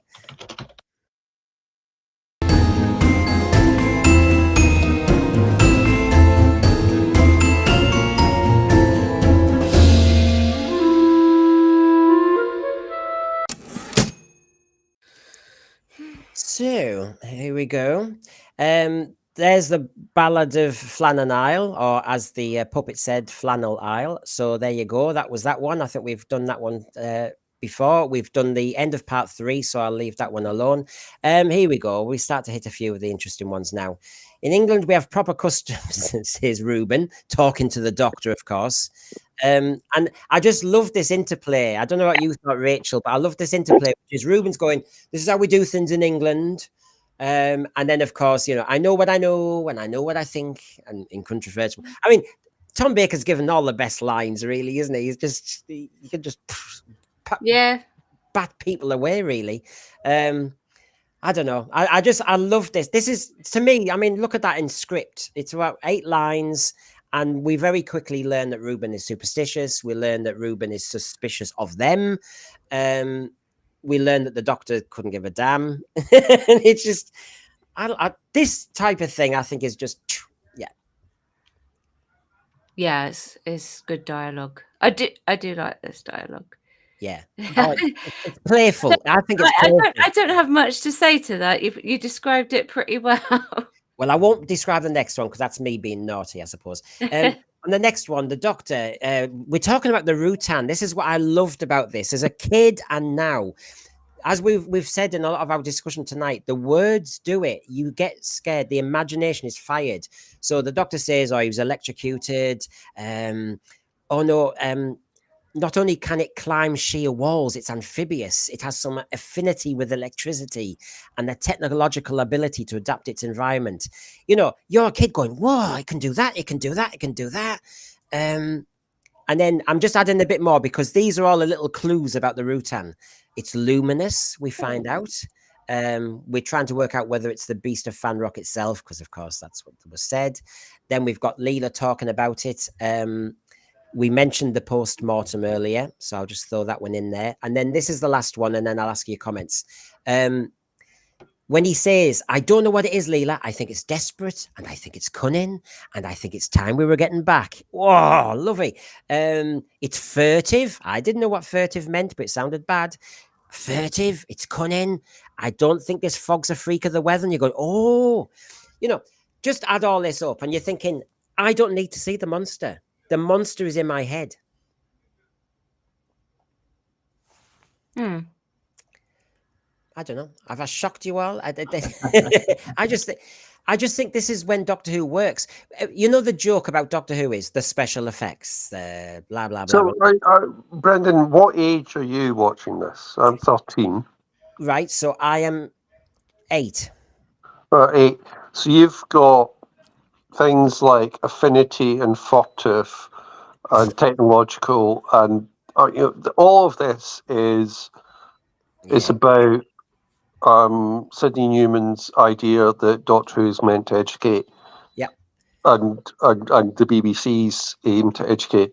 And I think that that education there is fairly accepted stuff about what words mean and what you can think of and imagination, but not what to think, not how to think. That's the difference. Yeah. I mean, sorry to interrupt, Brendan. I'm going to have to go now. Got some other work to do. So that's okay. Well, lovely to meet you all, and lovely to see you again. So See you again, Michael. yeah, we'll see you you again. soon. Have a good night. Take care, Michael. So no, I this is what I mean. Doctor Who can be done on the cheap. And actually, remember, Horror of Fang Rock is the story that RTD this year, didn't he, Rachel, in an interview said, if the Disney deal fell flat, we could do Horror of Fang Rock. And you think, right, why? okay, then we'll do it. But why would they want to do it? Well, but Or does he mean like you can do it on the cheap. something similar that would be on the cheap? Yeah. Okay. So, right. So this is this great annoyance I have about some of the stuff. One of the greatest shows the BBC's ever done is I, Claudius. It's done in those senses on the cheap, so that there are no proper crowd scenes. Everything's shot in close up generally. Everything's done. Even the sets don't look that good because you're meant to use your imagination. The set in this case it would be hugely expensive. If you did that set anywhere near as good as that set's done, it'd be hugely expensive. It's a really, really good set. It's not just randomly thrown together. No. That's not done on the cheap. That's the BBC being able to use stuff that they already have and having an expertise in doing it. And no, Russell, I don't think you could. And of course, they've lost that capability now because this was all shipped up to Pebble Mill in Birmingham, wasn't it? This was all shipped up, causing a pain for them, it seemed. Although, the Londoners get their way. Right, here's an interesting one. I'm going to ask Rachel first. Okay. This is Adelaide and Leela, the classic different chemistry going on. And as you said, Leela comes across as strong compared to Adelaide. And this is the superstition astrology thing. And granted what you said earlier, Hugh, that the companions aren't given much. And so these are little tidbits. Are you as an actress, if you were the new companion in the 1970s, I know this is all impossible, Rachel, but would you, when you read that, can you Well, we've seen the pictures. Can you see there, Rachel, what you could do with it? Or does it look a bit dull? I mean, I'm sure as an actress, you can see different things going on that you can do. I don't think it's dull. I think that's very interesting. In actual fact, like if you were to tell me, if you were to ask me which one I would actually choose, I'd choose the Adelaide lines because I'd want to react to what Leela's saying. Yeah. That's what I was, because Leela has the most intriguing lines in it, so to speak, but I'd want to react to those because I know in this day and age that, in many respects, it is better to believe in science. But back then, what on earth would a Victorian Edwardian lady who has been brought up in a world of superstition actually believe? Yeah. And then she would react in a very different way. The shock of realization that a woman of all things, believes in science more than superstition and all of that. Yeah. Which I find very intriguing. Sorry, I just have to obviously interrupt and say, it's interesting that nowadays there are lots of men who don't believe in science who believe they're women. Sorry, couldn't resist. There's the good old taking the mick out of the Rutan. Now I'll keep moving on. On this one, where's Harker? I mean, and then really it's the last line. So don't worry about reading it all. It's the last line when they're all arguing and about who did what with the seamanship. And of course, the doctor just comes in. Are you in charge? Yeah, no, I'm full of ideas. I just love it. This is what That's is a very missing. doctor line. Yeah, and I think that's what's missing now, actually, because the give me the loving and all the rest of it. I think I'll be honest. I think RTD is still trying to do that somehow, but no, this was I liked it when the Doctor could sound pompous. Remember, RTD thinks pomposity is terrible, but no, I'm full of ideas. Sorry. I always quite like it when the Doctor comes in, pretends he's not in charge, but he really is in charge. I like that. Yeah. Yeah. Commanding. Yes. I that his seamanship. I'd leaving aside the obvious innuendo there for now, got you on the rocks.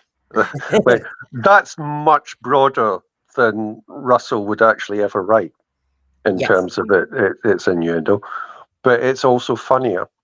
And that last line of "No, but I'm full of ideas" is genuinely playful. It's clever. Yeah. Terence Dicks is just a very clever writer. Yeah, and again on this one, don't worry, they're all arguing, the classic, and then the last line, the Doctor says the inquiry's already begun. Move over. It's like, yeah, he's every time, he's above this. He's not Space Jesus, but he comes in, and as you're saying, Rachel, he's already doing something. He's already just he's not saying I'm in charge. He's just getting on with it. Yeah. The rest are too busy arguing about peripheral stuff. So this is the type of Doctor Who script I kind of liked as a kid. I liked him to have this kind of, sparring. Like Skinsale says, he speaks with an amazing air of authority. The girl's very strange, says Adelaide. That's the part you want to play in this one. I don't know about strange, but she's not a bad looker. Perfectly grotesque, long enough, my Where dear. your long time in India, that's a brilliant line again, which highlights racism, Yep. classism, and is a joke. And it wouldn't be done now. And it wouldn't be done. Yeah. And I think that's what's missing from now, because that would now be signposted, and Russell would put 20 minutes onto some special to explain to us what the line meant, rather than it just being this is about what the world looked like then. Yeah, I mean, these are still authentic characters, but and let them breathe. That as everybody should be allowed to breathe in 2024 with their safe space. Allow the characters a safe space then, because that's look at that reply from Skinsale. That would not be allowed now. No way. Not at all. That really wouldn't, and yet it's. That's actually, if lots of this you're thinking would be, if you're looking at it, would not be allowed for the Doctor, which is written as a more adult show now, on a more adult time, never mind for 5:20 on a Saturday night for kids. Yeah. Sorry, that one's too small, so I'll just move that. This one looks like a whole page, but again, you know what I'm going to do. They're all still arguing. It seems to me that's the pattern. Go to the Doctor's last line. Come on, sit down. All that can wait, gentlemen. I've got news for you. The lighthouse is under attack, and by morning we might all be dead. Anyone interested? Again, it's got a rhythm, this. Argue, he comes in with the killer line. Argue, he comes in with the killer line. Works.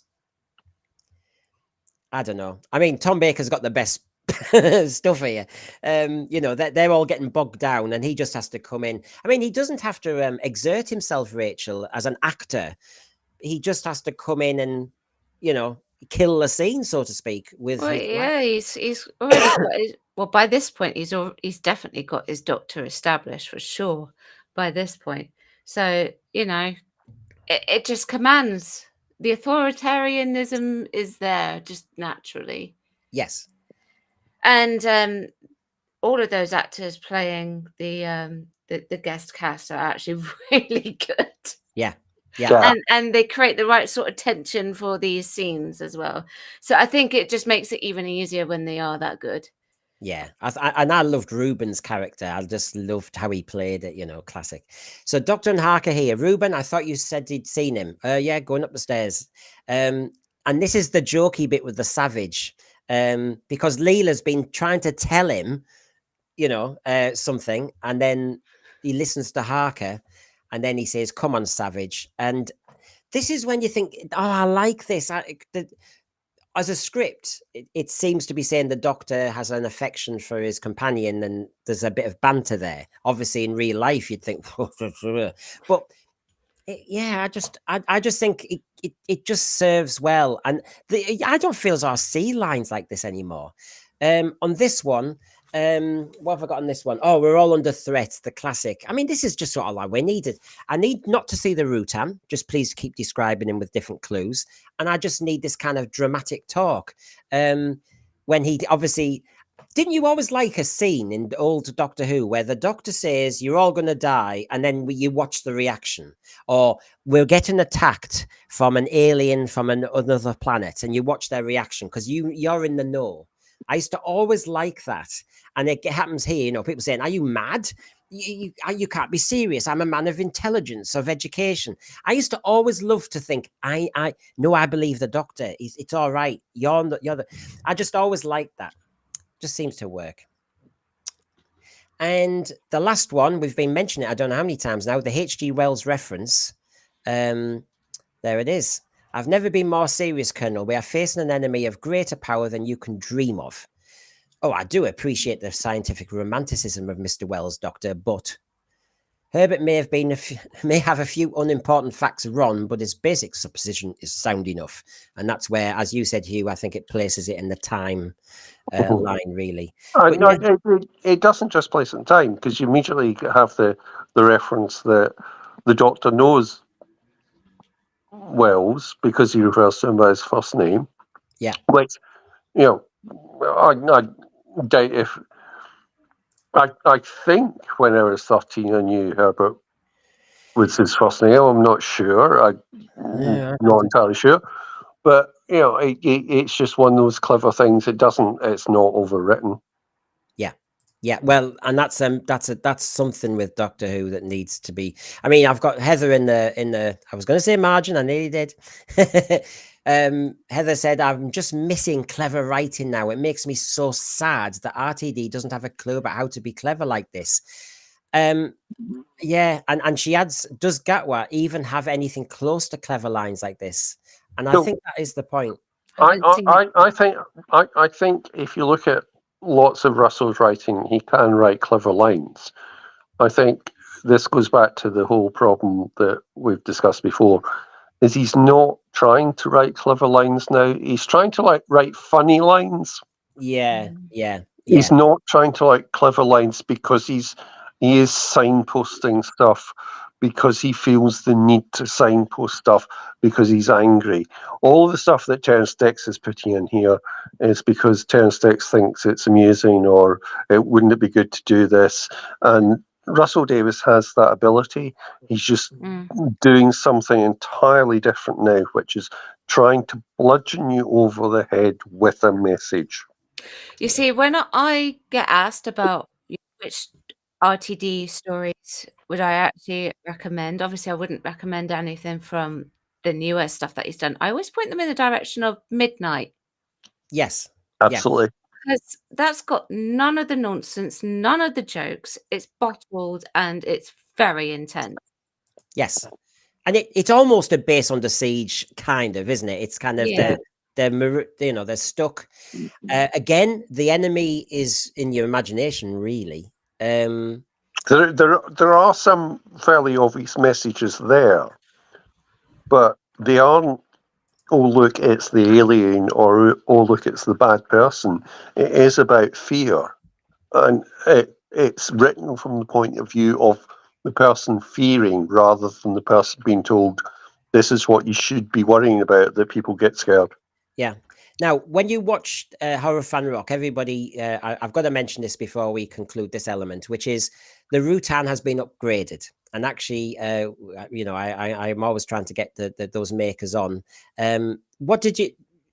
Which version would you watch now? Which version did you watch for this, for example? I mean, I was tempted to go onto the BBC iPlayer and just watch the original version, but I actually thought I quite liked the upgrade of this. I like the upgrade of the ship.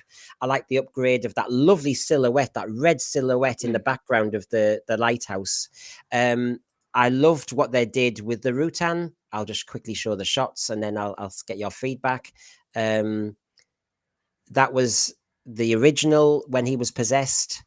And then we start to go into what it looks like now and how they did it, of course. and of course their designs and what their thinking was behind it, and of course this new effect where he's split into two. He's possessed by the monster. Which version have you watched actually, Rachel? Which one do you prefer? I haven't watched the updated version. I don't go anywhere near them. I watched the updated version for enlightenment, and I wish I hadn't. And the reason why I don't go near them is because I actually think these episodes, stories, they're all products of their time. And I think by upgrading them and making them look more up to date is just undoing the work that the people already established. So I'm sorry, I don't go anywhere near them. So I watched the original.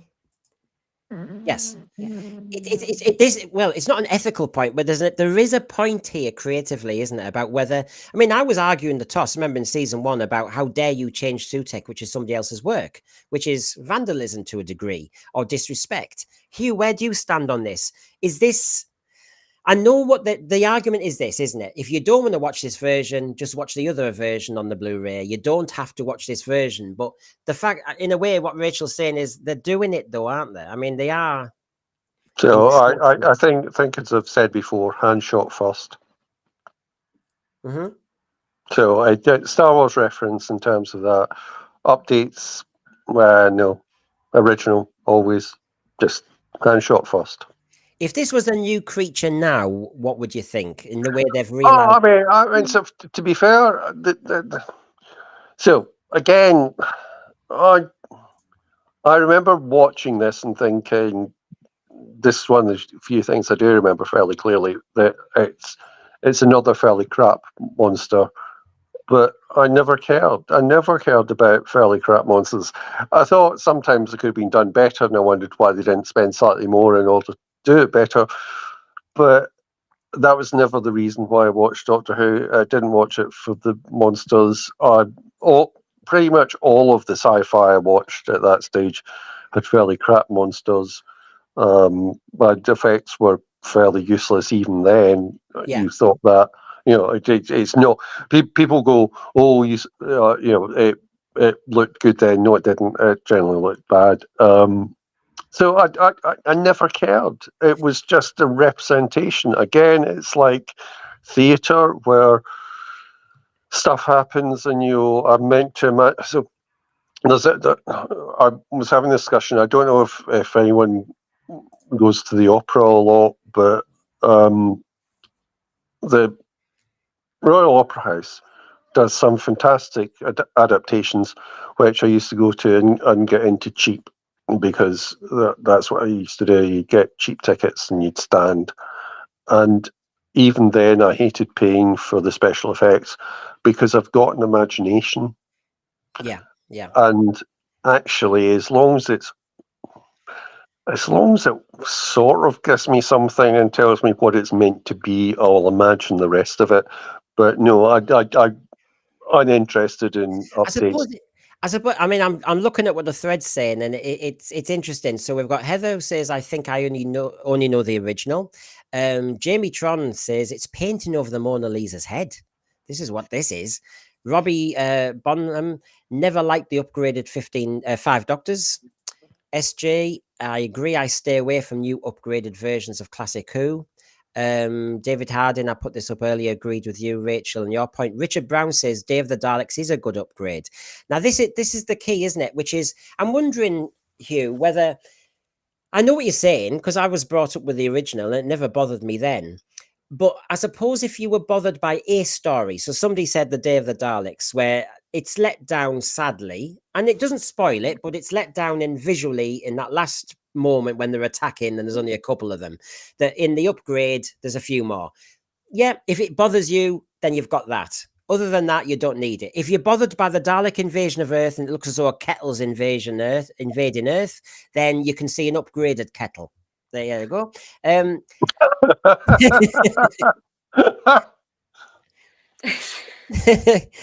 So I can't get that out of my head now. No.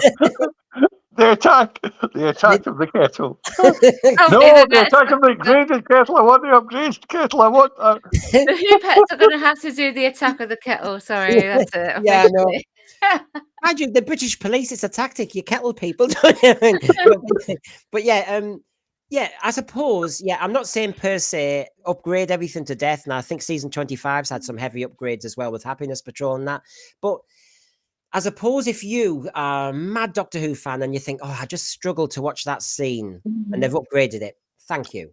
So I mean, I think the classic in those terms is Invasion of the Dinosaurs, which has some awful stuff. But again, I watch it and I switch into the 11-year-old that watched it, and I didn't care then. I don't care now. It's what people could do, and that's fine. So I'm trying to think. So there's classic. I'm trying to think of classic horror films. The one, the filming of Casting of the Ruins, which has got Dana Andrews in it, which I can't remember the name of. Night of the Demon has an awful demon. Actually, it's very good for early 1950s Britain down it. It's okay. Would I ever think that would be improved? No. They are what they are, and I don't see any reason to change it. Well, if I was reflecting the thread, it looks as though they're agreeing with you two. Really, that the classic, leave it alone. There's, in fact, some have been cynical and said this is just another money spinner to get us to buy another set, and that's probably blooming true, to be quite honest. So, I mean, what I'd much rather is that they spent the money on animating the various shows that don't exist as animating, because that's what I'd really like to see. Is, you know, sort of there's a lot of missing episodes that I'd like to see properly animated. I would love to see that done and do that and see those, and you know, sort of and leave aside what style and stuff like that, given Toymaker. I'd just like to see those series done properly, and that would be a much better investment of the money rather than trying to upgrade some special effects. Yeah, and like perhaps like put in the money in to also clean up some of the sound on some of the older episodes too. What was it I was watching the other day? I think it might have been, I was on a rewatch of the War Machines, and I had to turn the no, it might have been even two in the Cybermen, actually, now I think about it, and I had to turn the subtitles on because I couldn't pick up some of what was being said. Yeah, because it has like a grainy sound. And I think sometimes putting in the money to clean up that, because I'm sure they can do that now. I'm sure that they can with today's technology. That would be all right. And this is the moot point about interference. Like at the San Diego Comic-Con, RTD, I think in seriousness, said with AI, wouldn't it be great to bring back all the doctors? And of course, a lot of fans were going, oh. And of course, you as an actress are going, hold on. I would have thought of going, hold on a minute. How far do you encroach on other people's work, other people's direction, other people's finished package, and then to open it all up again for fun? I mean, it you know, this is the can of worms for Doctor Who and other shows, isn't it? When you talk about AI with actors, that opens a whole entire can of worms. There was it Peter? Oh gosh, I think there's a lawsuit going on at the moment. Libel have been brought against a production company, and don't quote me on it because I can't remember it off the top of my head. But they used AI footage. It might have even been in the Star Wars. Now that I think about it, AI footage or something of one of the actors without the family's permission, and that's not gone down well. So but a lot of today's actors at the moment have agreed to, like, for example, who played Darth Vader, who did the voice of Darth Vader? James Earl Jones. Yeah, there we go. So he's given his voice to Disney so that they continue producing Darth Vader voices, and obviously now he's gone, so they can carry on with that. So he's done all of that, but he agreed to do Yeah. that because of his age, and And that's fine. That's up to him. But then there's a lot of older actors. Peggy Mount is one, I think, as well, that they've done it with Peggy Mount. It's a whole contentious thing. She's been long gone, Peggy Mount. Yeah. And they used her face in something, in an advert, I think it was, McVitie's or something. You I see, don't know how well done that went. And this is it. I mean, I find this whole concept, and I know there's only so far you Yes, can go Peter because, of Cushing, course, that's when it, somebody Peter dies, Cushing. whether they're a writer or not, the family then get kind of a say. Now, when we were on holiday, me and Jamie watched the latest Alien movie, and Ian Holm, who sadly has died, is in it. And but apparently the family's given permission. But I have a point about that, because did Ian Holm want to be in every blooming Alien franchise? Does he want to be in every single one? He's died. His family have now the final say, and they're dragging back. And you wonder whether, gosh, it depends what was signed in the contract as well, and whether or not he agreed to it. I mean, we will never know. But So I mean, he's obviously not agreeing. So Alien's 79. Whenever he's originally. Now there might be other contracts after that, and that'd be interesting. I'm suddenly thrown back, Brendan, by the very mention of Ian Holm in Alien. I can remember watching Alien in the cinema for the first time. I went up on the Sunday evening to see it in Glasgow from Derek, and there was a huge crew round the cinema. And I got to within 5, and they said, "No, you can't, that's it, full." That was the first showing. And I went back on the Wednesday afternoon, and it was an 18 then, and I was in my school uniform. And I got in because I was 6 foot. That's a brilliant performance. And I think, I just wonder, I wonder about that being used. I get exactly what you're saying, Rachel, about James L. Jones doing that because it makes sense and stuff like that. But if she's mentioned, I don't know. If she's mentioned the seems Peggy weird. Mount example, then let's bring it back to Doctor Who for a second. You could bring William Hartnell back. I know Ian Levine is doing those AI things and all the rest of it, for good or bad. Honestly, how far can you go? It's not. I don't know. I think that's a huge risk to take as well, particularly when we currently do have an actor who is playing the First Doctor. It's like, You see this. You see that. Where do you stand on the argument? I mean, the First Doctor's been played now by about 3 different people, and yeah. No, I don't know, because will they do it with Patrick Troughton one day? Will they do it with John Pertwee one day? They were talking about whether Sean would come back, and you're going, I don't know if I really want all our old doctors to be kind of reprised by somebody else. I really don't. But we've allowed it with the First Doctor. Yeah, it kind of became a hobby with the First Doctor, didn't it? Yeah. But because it has happened with the First Doctor, people are not so worried about it, I guess you could say. If it were to happen with the other ones, I don't know. I mean, would they ask David Troughton to come and play his dad's Doctor? I don't know. I don't even know if he would do it. He probably wouldn't now because he'd be too old. He probably would, now that I think about it. In terms of it's one of those things where I don't know. I think. So you understand why they did it with Richard Hondo. Yeah. And they were trying to do that. And you also then had the situation where David Bradley got to play William Hartnell, not the First Doctor, which is slightly unusual way into it, and then got to play the First Doctor. Yeah. I don't think there's a problem with people recreating roles, because I mean, the Doctor is a recreation of a role all the way through. It is. So you have to allow that. But AI, just don't know. AI is a funny route. It's just and actually I wonder, because I know Disney, from what I can understand, don't quote me on it, but from what I can understand, they are potentially looking into going down the AI route because of what we've had with Star Wars and all of that. And they were doing it with Star Wars. They did, I think, with Luke Skywalker, didn't they? They superimposed his face or something. And who's to say that, because Disney footed the money, that perhaps Ncuti Gatwa and Millie Gibson have allowed their faces to be used for AI in the future?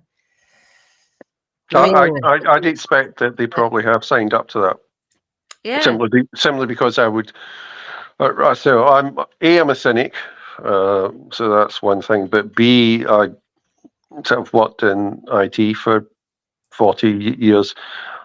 I think that for the last 10 years in those type of roles, you would have had the rights of all of your image to be used in all possible ways to be part of that. And there's a whole load of contention around that as well, because actors don't like signing something that says in perpetuity. And then we've got the AI stuff coming in, and it's like, well, then it does become essentially that. Yeah. And Equity have got some very strong stances at the moment. They're trying to do stuff about it. Don't know how far they've got at the moment, but we'll see, I guess. But that's Oh, well, I mean, when we're talking about representations and stuff, I mean, one of the things, I mean, first of all, I was just going to wrap up a few things here. I mean, just to get your reaction, were you invited to Phil Collinson's wedding? No. Wait, is this from Russell T Davies, who's never online? Yes. So I ain't got my glasses, I can't see it very well. So basically, all the Doctor Who cast and crew, from Phil Collinson and Peter, his husband's wedding, except for me, because I'd gone to my room to send some emails about the war between and you can see there Catherine Tate, you can see, I think, David Tennant, you can see various people, Stephen Moffat, etc. Very happy day. Of course it should be, it's somebody's wedding. I suppose I should be studying who's not there. But anyway, Phil Collinson got married, and there's our Doctor Who cast. Oh yeah, no, congratulations to him, and I think he's done a great job in bringing Doctor Who back and giving it to a lot of people. So yeah, I hasten to add one of the things sort of like in terms of the people get worried about the negativity. I'm very happy about what has been done in Doctor Who since it was brought back in general.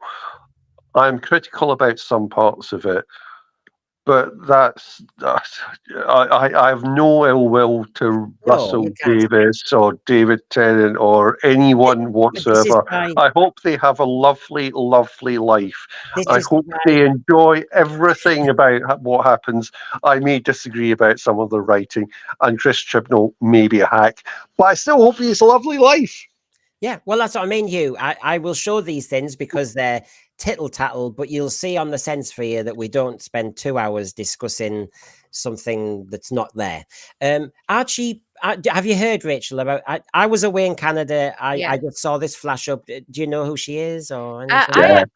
I've not watched any of her stuff. So I know well who she is. I think she's brilliant. She's absolutely astounding in The Good Wife. But I do know who she is.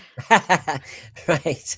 Well, she's coming. And of course, are you going to be spending £39.99 on these?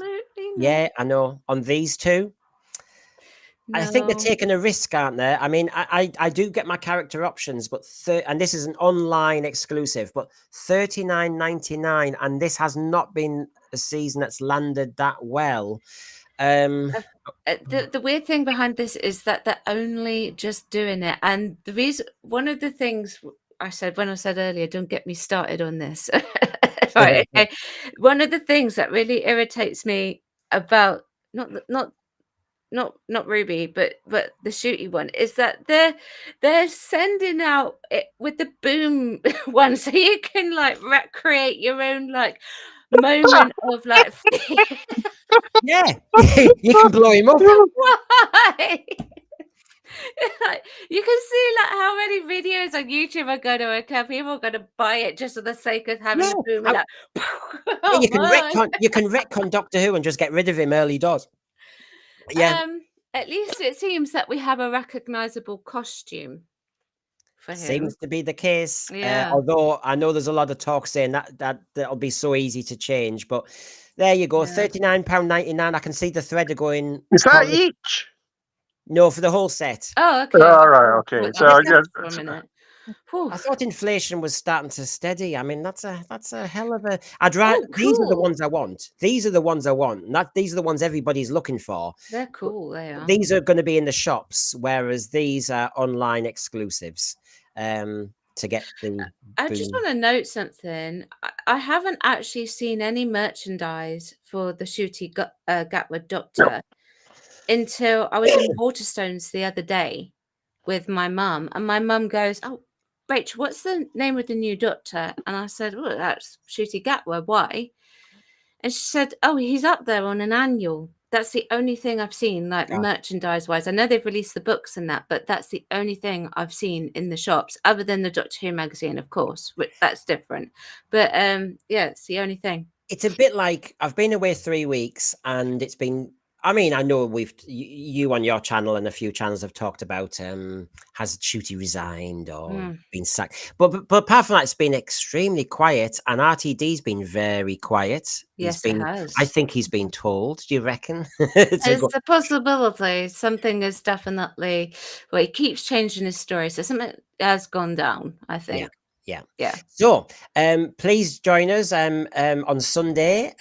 We will be talking about, let me just show you, it's the Monster Return. I've got the Monster Makers, Monster Restorers. It's a big debate on Sunday to discuss whether you should, with any monster in Doctor Who, do you regenerate it? Do you restore it to its original concept from the classic years? Do you completely revamp it? Some would call it improve it. I dare say I could mention the Silurians and go, really? But basically, we're going to have a big debate about that, about what really you should be doing. If I was the brand new showrunner, producer, vice principal of all media, you know, they love their titles, don't they? That basically, should I be improving and trying to change things? Because when you saw the Mondasian Cybermen, I have to say, you think, God, why did they even bother changing the Cybermen? The Mondasians were scary as hell. So, Sunday, 7 p.m. If you want a big debate, you know where to find us. Thank you, Hugh. Obviously, you're back on form after all that time in Portugal. And I thought that was very interesting. I was so like the whole thing about Fang Rock is, I think it's an interesting story. I was surprised we didn't do it as the leftover of Hinchcliffe. Yeah. Which is the obvious thing. But I think it's because we concentrated on the story and how it works. And that was really enjoyable. Yeah. We're unpredictable sometimes, what we say. And Rachel, of course, I have to give a shout out to your shout out about. No, go on. You Chat can about do it. Don't shout about it. At chat, don't shout on at chat _ about it. Excuse me. I'll get the right one for my YouTube channel. So yeah, I cover, if you're just interested in Doctor Who, I cover Doctor Who on Sundays at 4 p.m. And this Sunday, we're reviewing The Terror of the Autons, finally getting the final Auton story out of the way. Oh, it's your counselling therapy Have session. you got over all of the nightmares? Eventually, soon. And then if you do want to join for the other ones, it's a bit more controversial, but I focus on entertainment, TikTok and woke and positive news. Yeah, you don't have to join for those. I won't be offended if you don't. So, gosh, your threads are insisting you look at Autons, eh? Yeah, that's what won the John Pertwee vote, and I nearly cried. I think they secretly knew, but it is a good story. So, yeah. So, thank you, both of you. And obviously, thank you, Michael, earlier. Join us Sunday. Please, if you haven't subscribed and you liked the cut of our jib, please give us a subscription. Tell your friends. Repost us. Thank you very much. Have a good night, everybody. Bye. bye. Thank you.